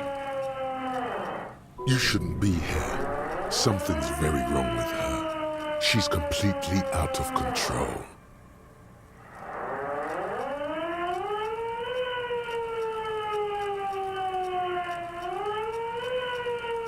Failure to comply. Suspect is displaying aggression. Officer, under duress! Officer, under duress! Her eyes bulge with terror. Veins protrude on her forehead. I am the police.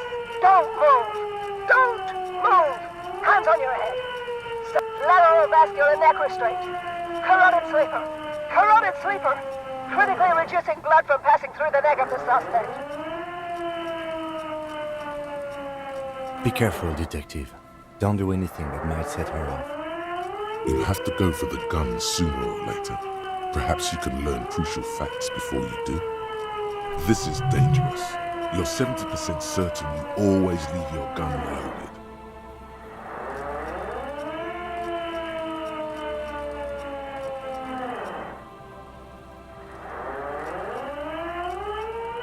Officer in need of assistance! Suspect at large! Get on the ground! Ma'am, please. We want to help you, but you need to lower that weapon. Disturbance reported. Authorized deadly force. Sector, take the shot! Big red key! Big red key! It's a goddamn police shitbag! Cut the pavement! You're under arrest! As she waves her hands, you notice familiar-looking ampoules and packets sticking out of the mountain of police gear on her back. Medicine or drugs? Magnesium, Duramine, maybe even speed. My God, she has speed on her. What else?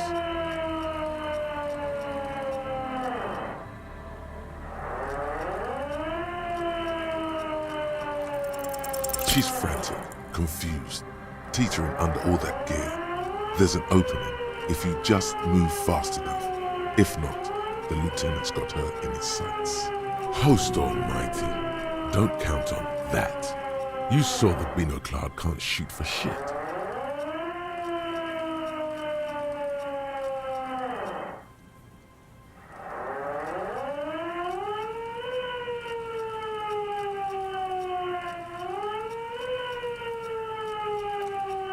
Confirmed quarters, assailant coming at me! Split-second decision! Ah, well! In your peripheral vision, the lieutenant releases the half-squeezed trigger. God, I almost blew her head off. What is this? This isn't police issue. Police weapons have bullets. This isn't real. Police guns always have bullets. What is this? Why did you sell me this? She looks devastated. Grab the gun, right now. This might be your only chance. No one ever cares anymore. Why would they treat me like this? Poor woman. We need to figure out what to do with her now. Nobody's ever around. Nobody ever comes to visit me. I don't think she actually... You're right, of course. This could have been very bad. He's trying not to think about how bad it could have been had the gun been loaded. She's in a stupor. I've seen this before. God knows for how long. Could be days when they get like this. Honestly, I don't know. Dementia, probably. Dementia and Channel 8, and loneliness.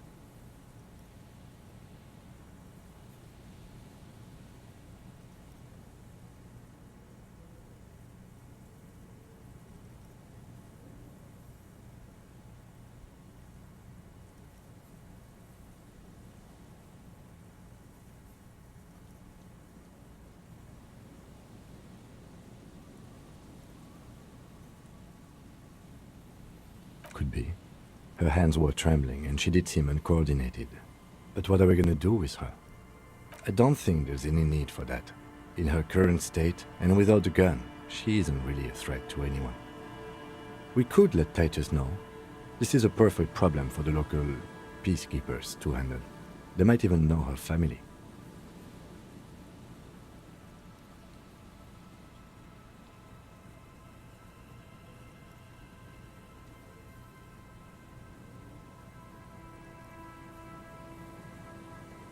Then we can ask him once we get back to the whirling. But we have to hurry, because it's late and they might have already gone home. But I think we're done here for now. Let's head out. This is done. Please, leave the radio on. Reflex to what? Being left alone. She stands motionless. Just a heap of clothes and flashes now. Maybe if you search her once more.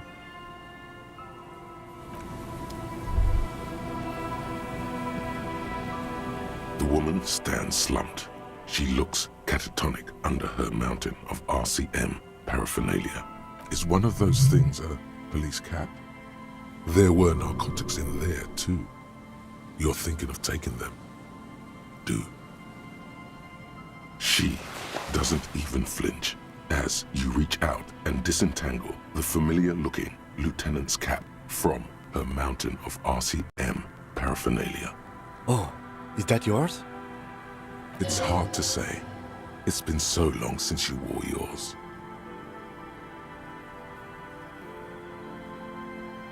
It's your hat. The old woman doesn't react to your touch. You take the vial of Pyrrolidon and the bottle of speed as evidence, obviously. She didn't consume them. She didn't look high. She confiscated them, a little like you are doing now. You're taking those, are you? Listen to him, for once.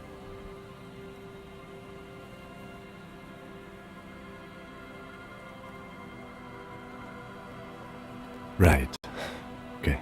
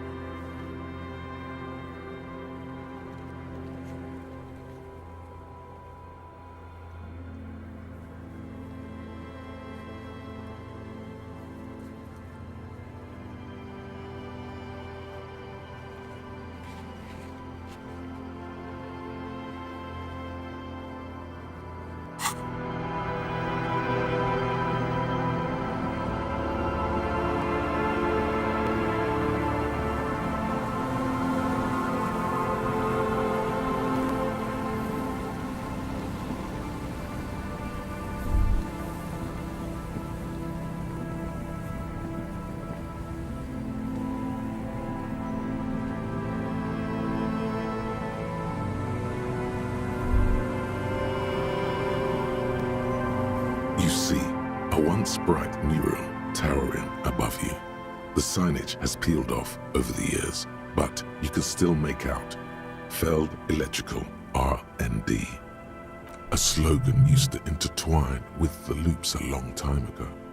Now, only a shadow of peeled letters remains. It says, Tomorrow is just a whisper away.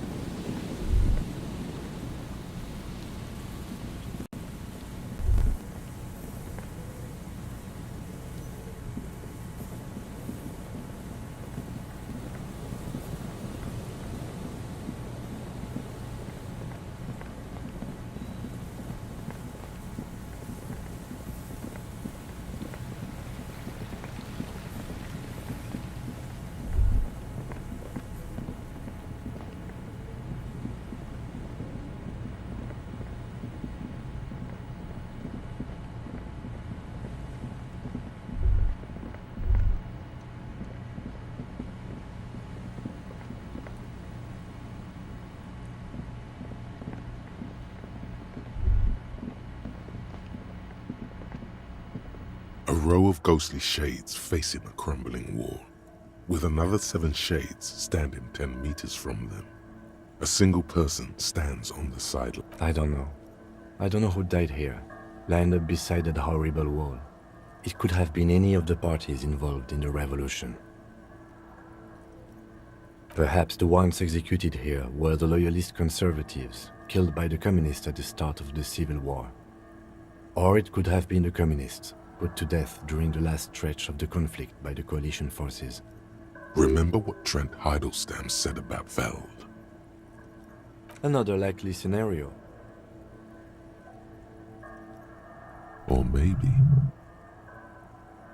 Yeah, it's very unlikely the coalition forces were the ones who died here.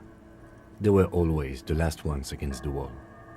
To be honest, if a coalition member was anyone in this situation, it was a commandant, the superior giving the orders. A cold sea wind blows away the figures.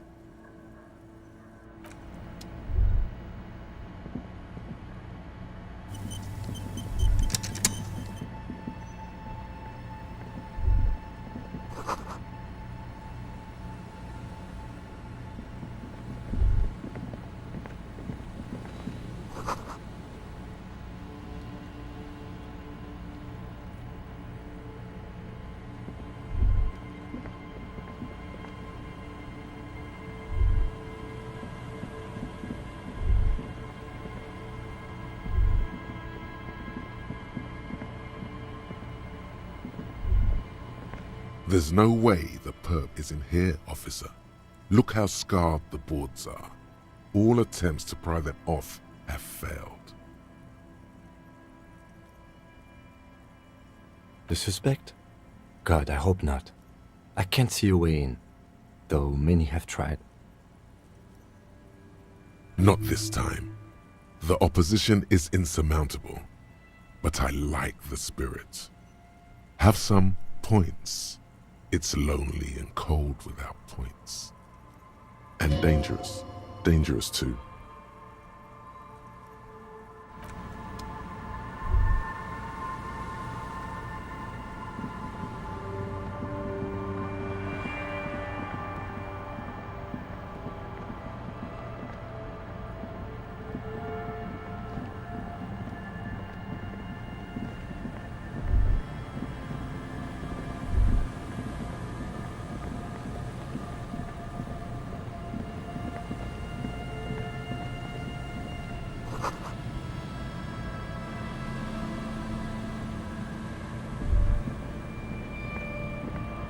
A metal and plastic contraption bobs up and down amidst the trembling reeds. At first, it just looks like trash, but if you look closer... That, over there, must be the boy Klaas you told us about, the one she hid her passport in. We should take a look. You lift the boy out of the water without much effort. It's not tied to anything. The cords dangling from the bottom appear to have been cut. The number 11 has been written on the yellow plastic. It hasn't been in the water for very long. but it's already discolored and slimy with silt. A latch holds it close, but only just barely. The brittle metal of the latch has cracked. Simple construction. Very unsafe. There's something in there, splashing around. It smells like you would expect it to smell. A concentrated version of the coast. Salt, industrial slop and decay. And just a dash of hard liquor. A shot glass's worth of seawater pours out. Some algae, and nothing else. Well, damn.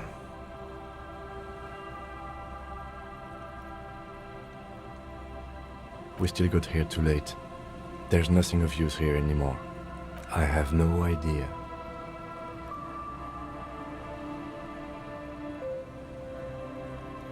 Or think we do. This is a small loose end, either way. Not important, I hope. That may very well be the case. We should keep an eye on her. Nothing more for us to do here. Let's go. You could ask the miss what she thinks. Later, if you have the time.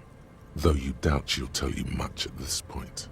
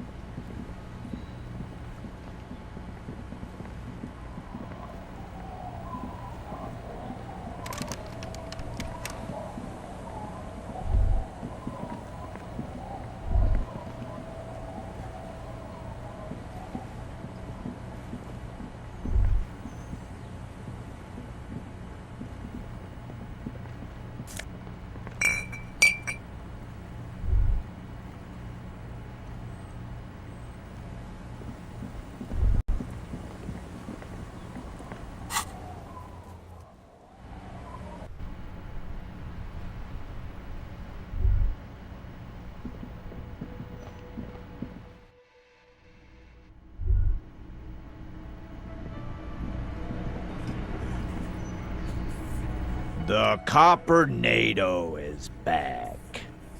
What do you want?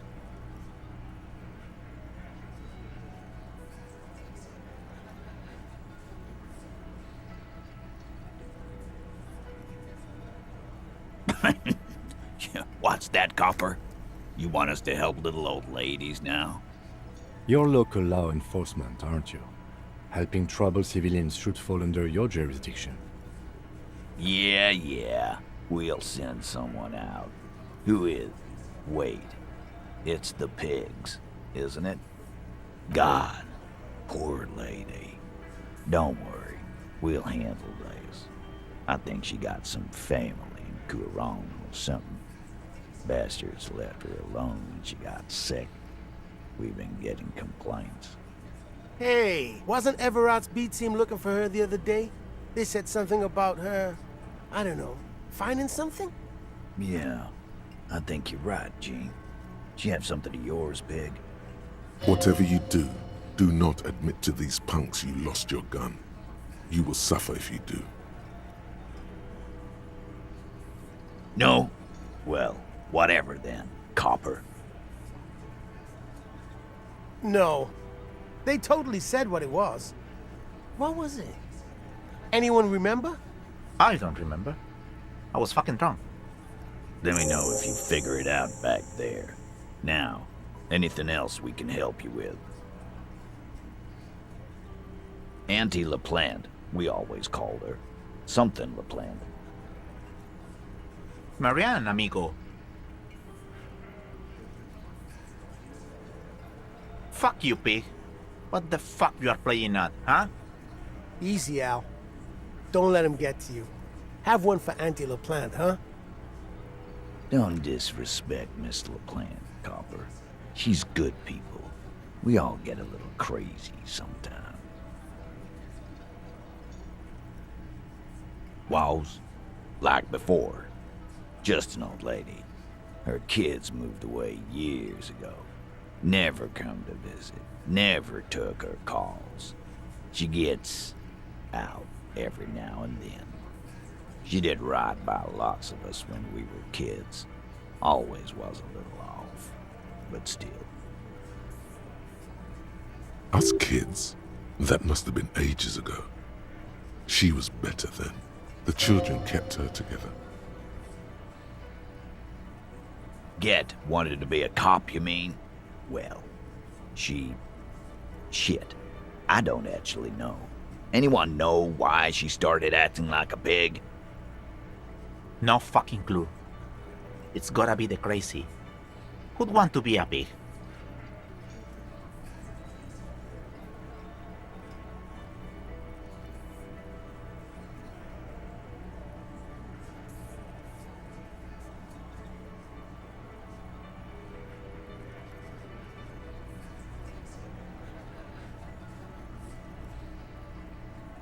You are already signed up, Cerdo.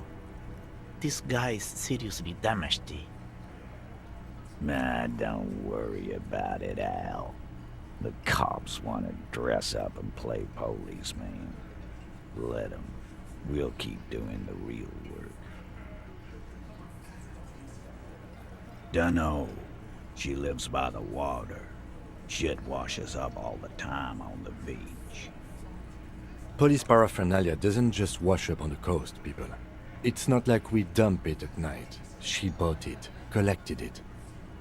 Station 41. A man carries a crate of rusted, unused badges. You think these would net us something at the annual auction? A balding detective drags a comb, futilely across his head. Shit, who'd want those? Just dump them into the river. No problem, old cop man. We take care of our mentally ill here in Martinez. Ain't that right, boys? Sure enough, we're the real heroes on these streets. Yeah? What? Anything else you want, cop?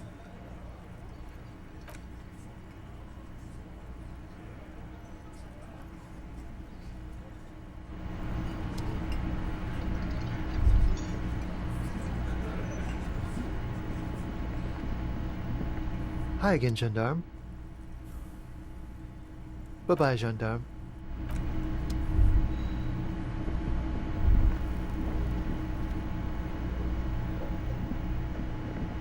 Hey, was there something...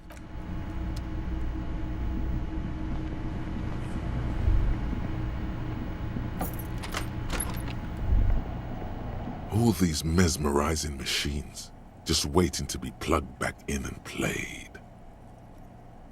Feels like it might jump back to life any moment, the lights illuminating the white-robed woman.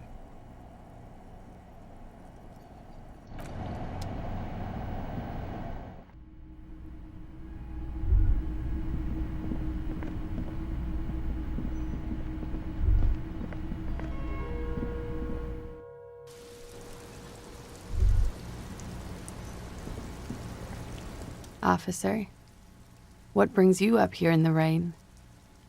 Oh. Did you take the documents? No, of course not. As I said, it would have been too risky for me to use those documents anyway. My employer gave them to me. Thank you, but actually, Now that I think about it, you mentioned seawater. I was worried I'd been too careless with the latch mechanism. The documents were probably just washed away. I really don't know, sir. I certainly don't feel like I've won. I feel like shit, sir. All the time. She smiles, a bitter little smile. She means it. Clearly, I haven't. We're having this conversation, aren't we? How well could it have gone, I mean? The rain falls on her shoulders, tinting her blonde hair light brown. It smells of industrial pollution and brine. I'm stuck in Martinez just like all of us. I've been up here for... I don't know how long now. I like to call this my rooftop containment facility.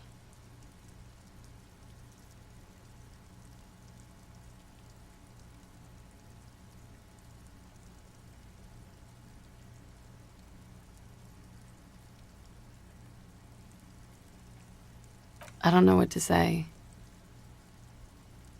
None of this is fortuitous for me.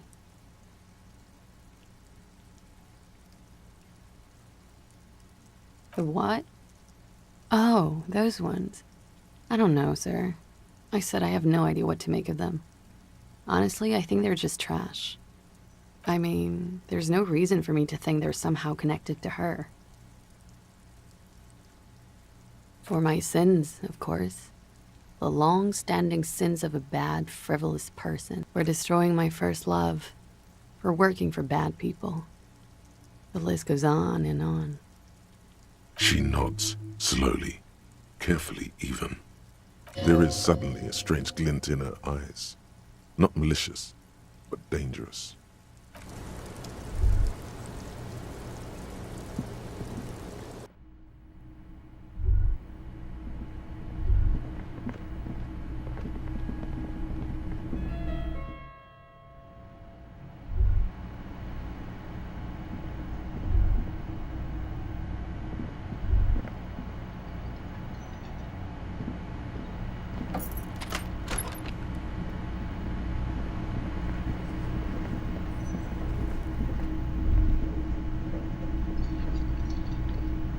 Yes?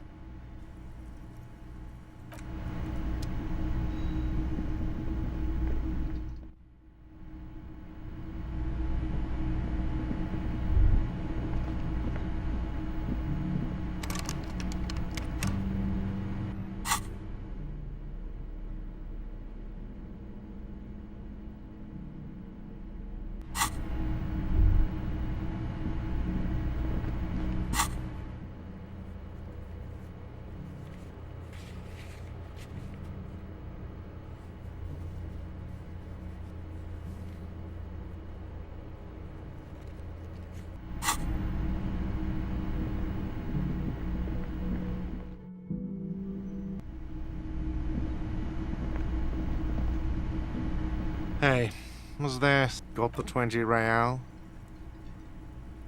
Good. You got the room for the night, but remember, you'll need another 20 real tomorrow.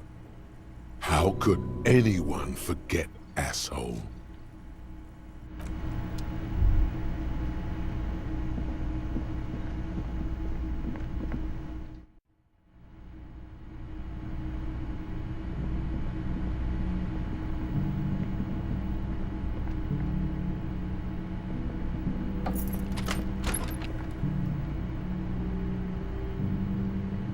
Yes?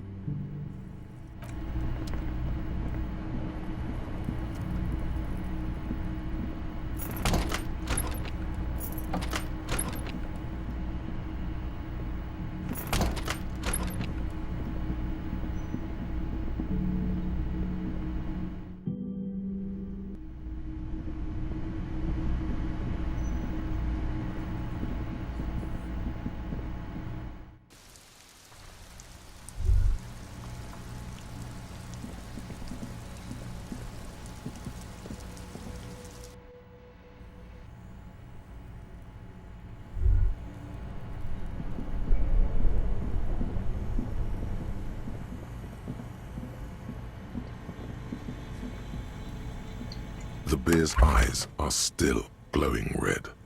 It's guarding over the freezing corpse hidden inside. It's a friendly cartoon bear smiles back at you from a glossy cellophane wrapper. It looks nothing like the fridge or the decomposing body in it. The paper still smells of vanilla and chocolate. Even under this stench, you can feel it.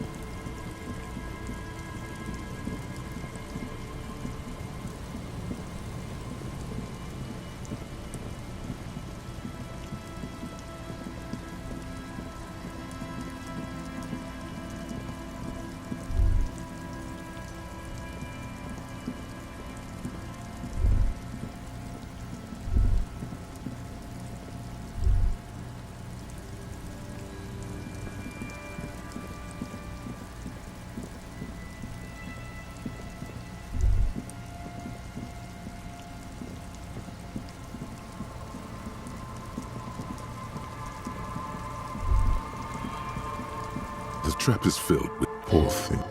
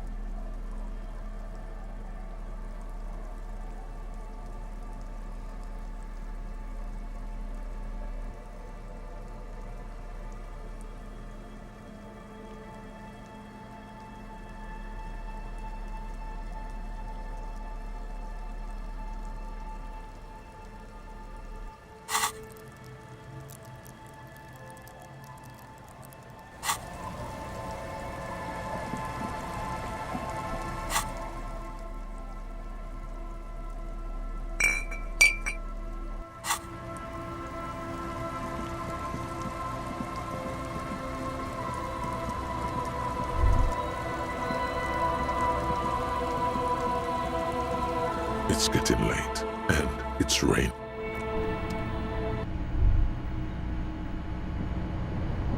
As you look at the floorboards in this corner of the shack, it's clear one of them isn't quite level with the others.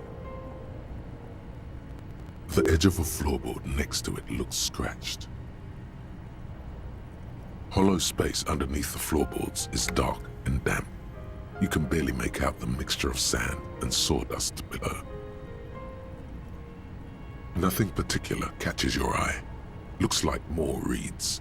There might be something hidden inside the sand, though.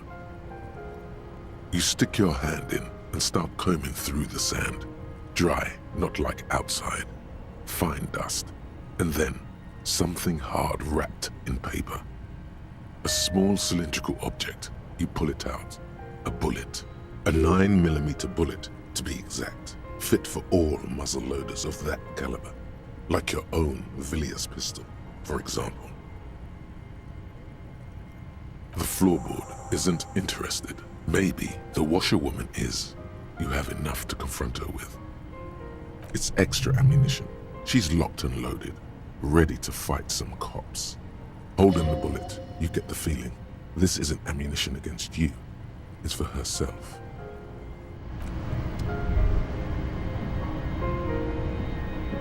An old mirror hangs.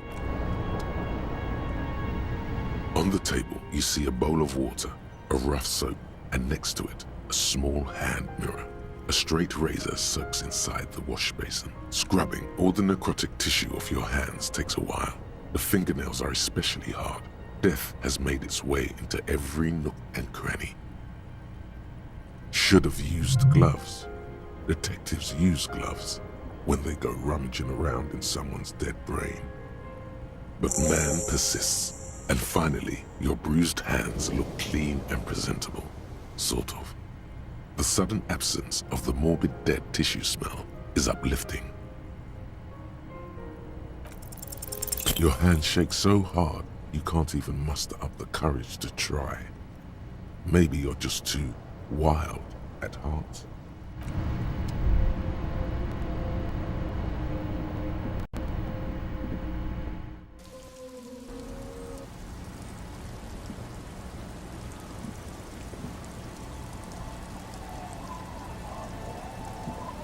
Our tenant, the policeman. I hope the waves don't keep you up at night.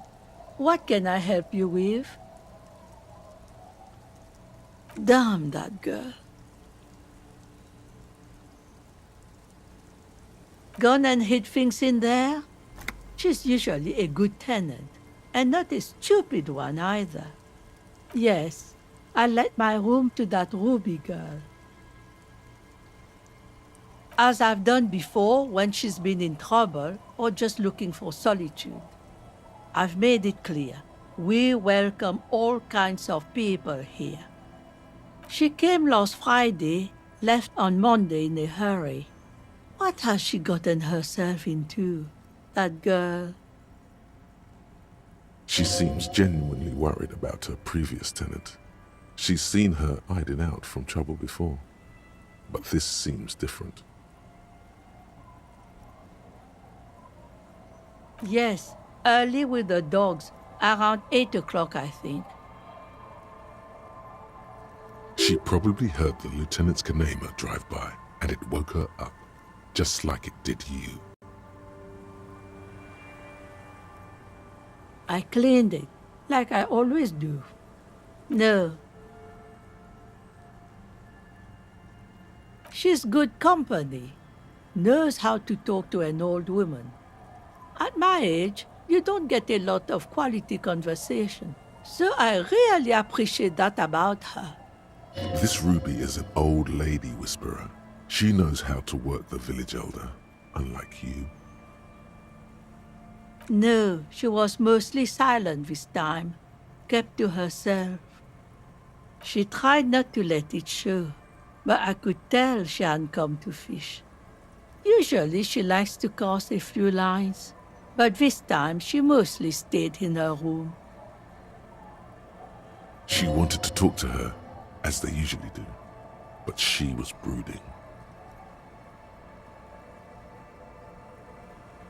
How would I know?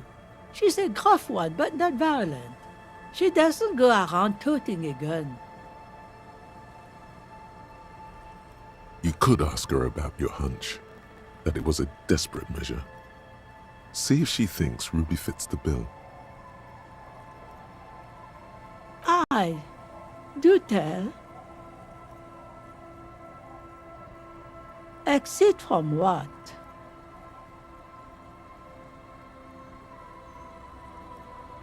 No, she's a fighter. Not a quitter, like you sometimes get, son.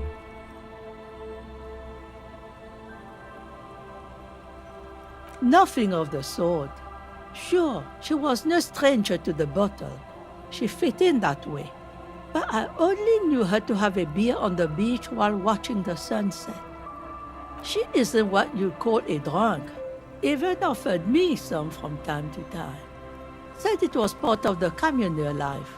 But I never saw her lose control of herself. the way some people do? I don't know. Further up the coast, she tried to leave quietly, but the hinges on that door screeched like a cat in heat. Woke me up. I heard her rushing in those heavy boots, heading up north. It's a peninsula. She might be trapped. You'll never find her, you know. She knows the coast like the back of her hand. You only just arrived.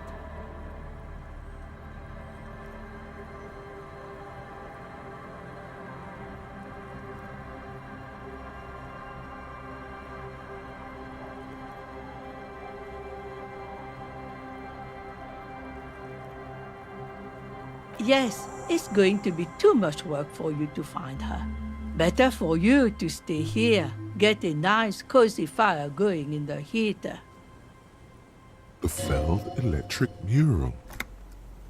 What more do you want to know? Yes, one thing, officer. If you do find her, please go easy on her. She really means it. It's an honest plea. She's a good girl. Whatever she's gotten herself mixed up in.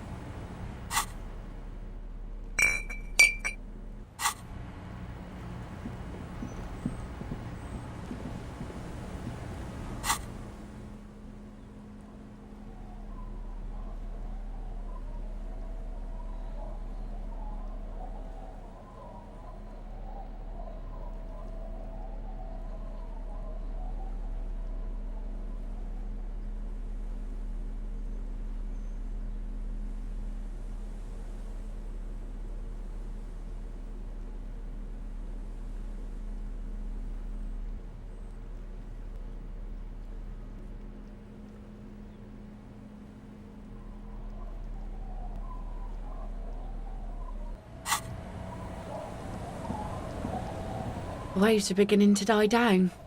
Look at those little bastards. Simmer down. Simmer down, bastards.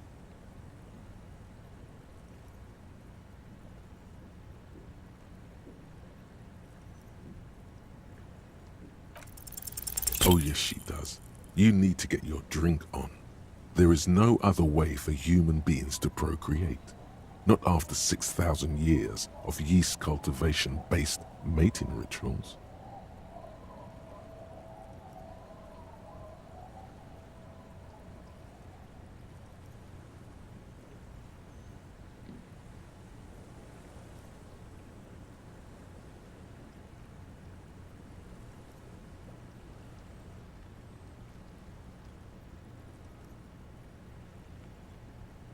Okay.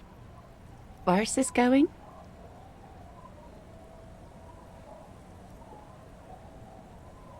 Absurdly and pointedly phrased. You can be quite funny, officer. Anyway, what did you want? She doesn't even understand you asked her out. Perhaps you're too sober to pull it off right now. Try.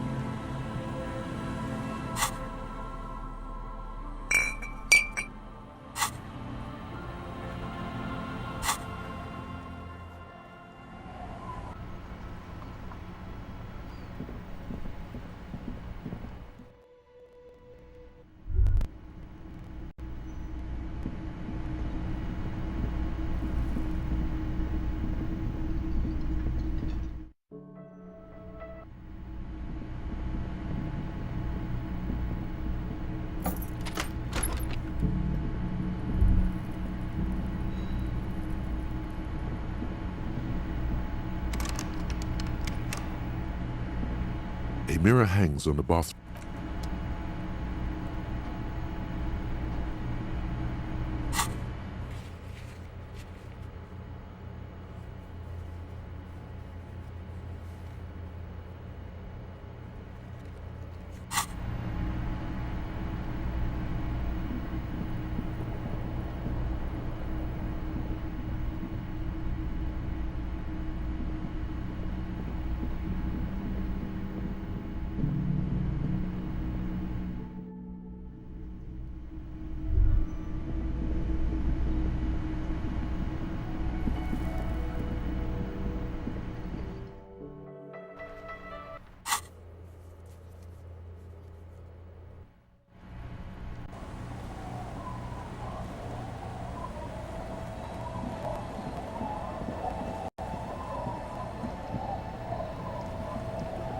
Waves are beginning to die down. Look at those little bastards. Get the drink on. It would be unimaginable for a human female to have sex with a man without alcohol as the master of ceremonies to guide them. Alcohol? Connect? I'm not sure I'm following you. That's a good impression. You really cracked me up, officer. Now, how can I help you? She doesn't even understand you asked her out.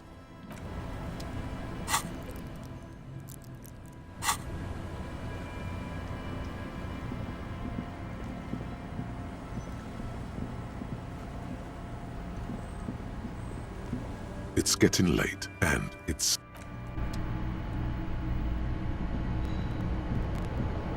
The bed is comforting. The bed underneath you is soft, if lumpy. Waves wash the sand underneath the hut, then grow distant to your ear. In the quiet hum of the organic heater, you fall asleep. Like a deftly cast fishing net, sleep pulls you out of the world and into its dark shore. The rough mesh chafes, tightening around you, it digs into your brain.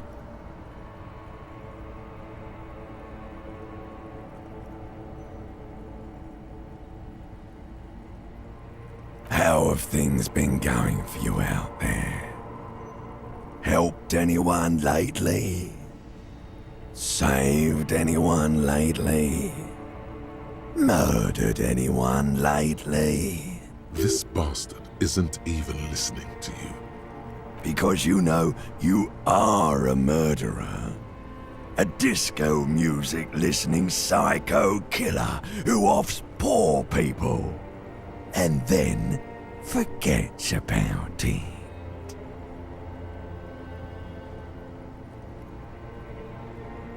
Hear that? He doesn't even flinch. Iceman doesn't care about killing people. That's nothing to him. Blackwater, under the bridge. The thing he's really scared of is much, much worse than that.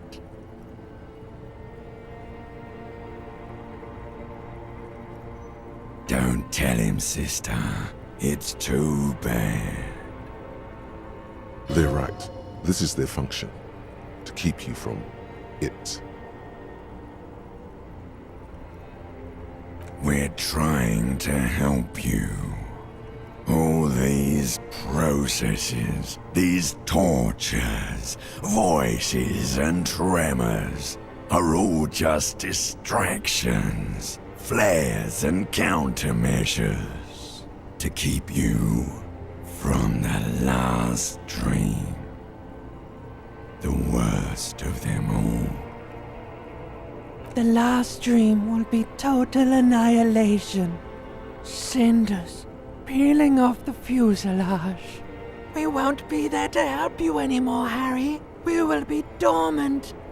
You will be naked and alone.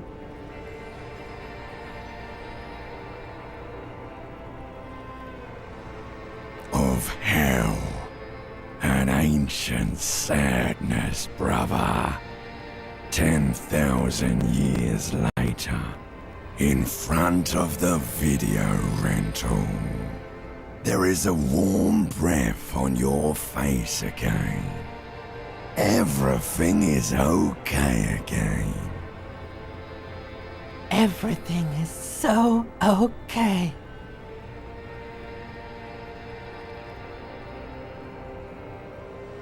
Your eyelids flutter open for a moment. When you close them again, you sense the light of the room around you. You're back. In 2 seconds, the alarm will ring. The last thought in your head before waking is, maybe you shouldn't have seen that stained glass window in the church.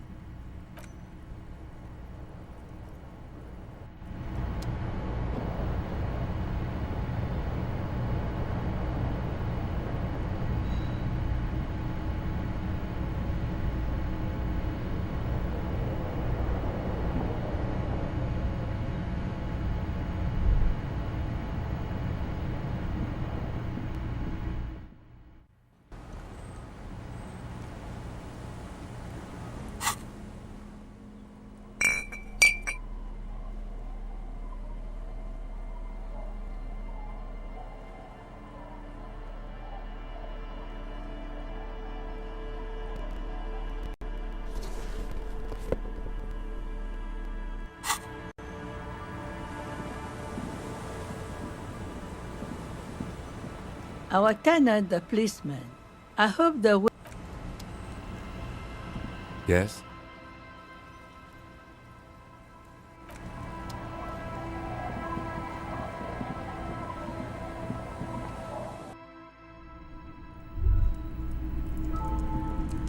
Hello, mister. It's Lammy. He's my friend. Sort of. Lambie is a stuffed lamb that, admittedly, has seen better days. One of the eye buttons is missing, and the fur is tattered in several parts. Yes. Lammy has lived a long life. Lammy was a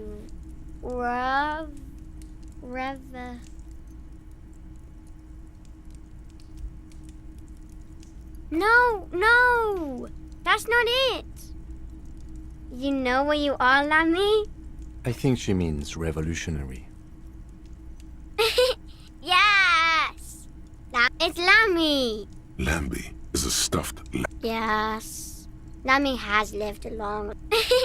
Yes! Yes! Uh-huh. Everything! Bye!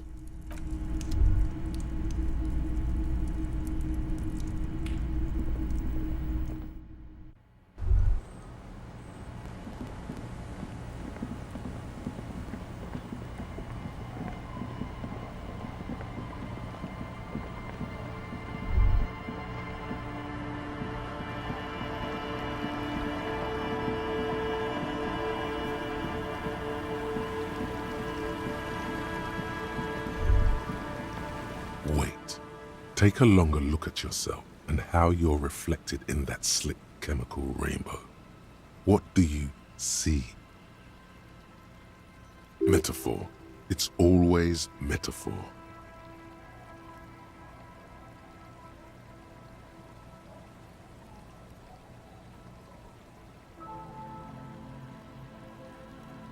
This is more important than you. That's the blood of industry you see before you. The runoff from Coal City, further down the coast.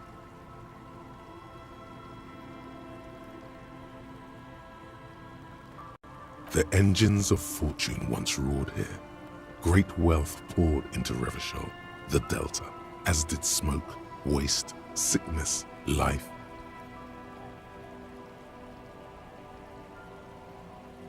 The engines stopped. The West Revacholian industrial base was dismantled after the war. Now, extinguished coke furnaces dot the landscape, a landscape despoiled by industry. Filth. This needs environmental action now.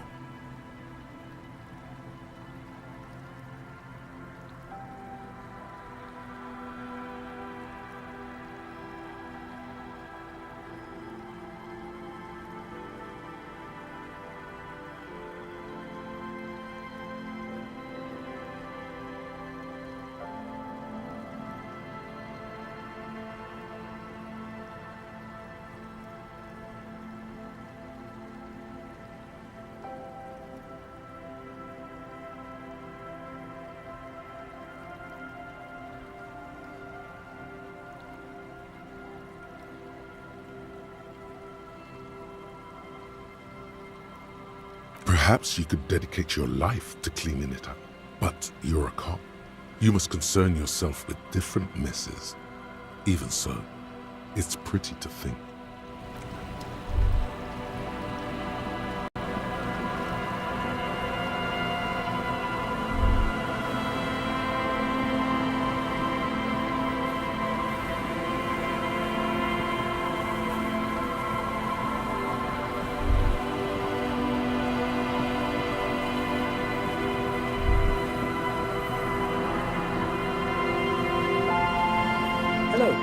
Isn't this a fine morning?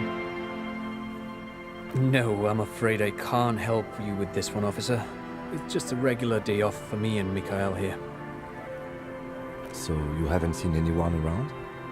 No, I'm sorry. As I said, this is just a day off. We just arrived anyway. There's something friendly and familiar in how he says that. A day off.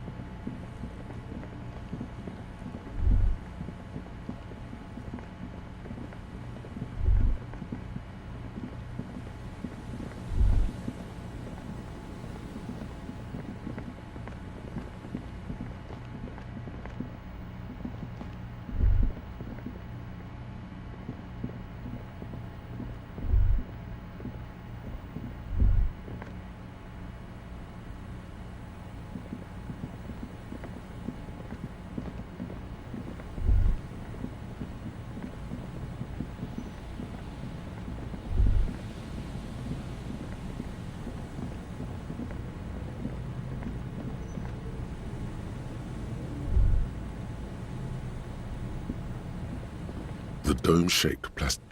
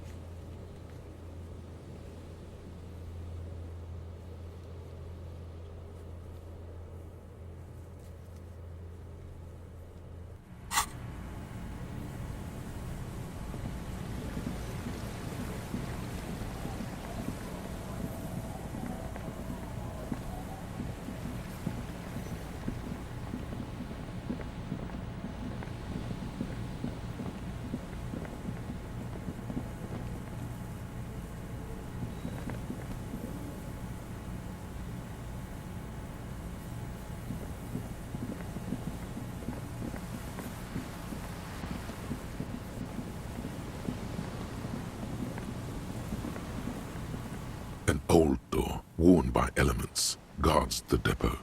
The wind has blown a sand dune in front of it. The door hasn't been opened in a long while. You see a handle.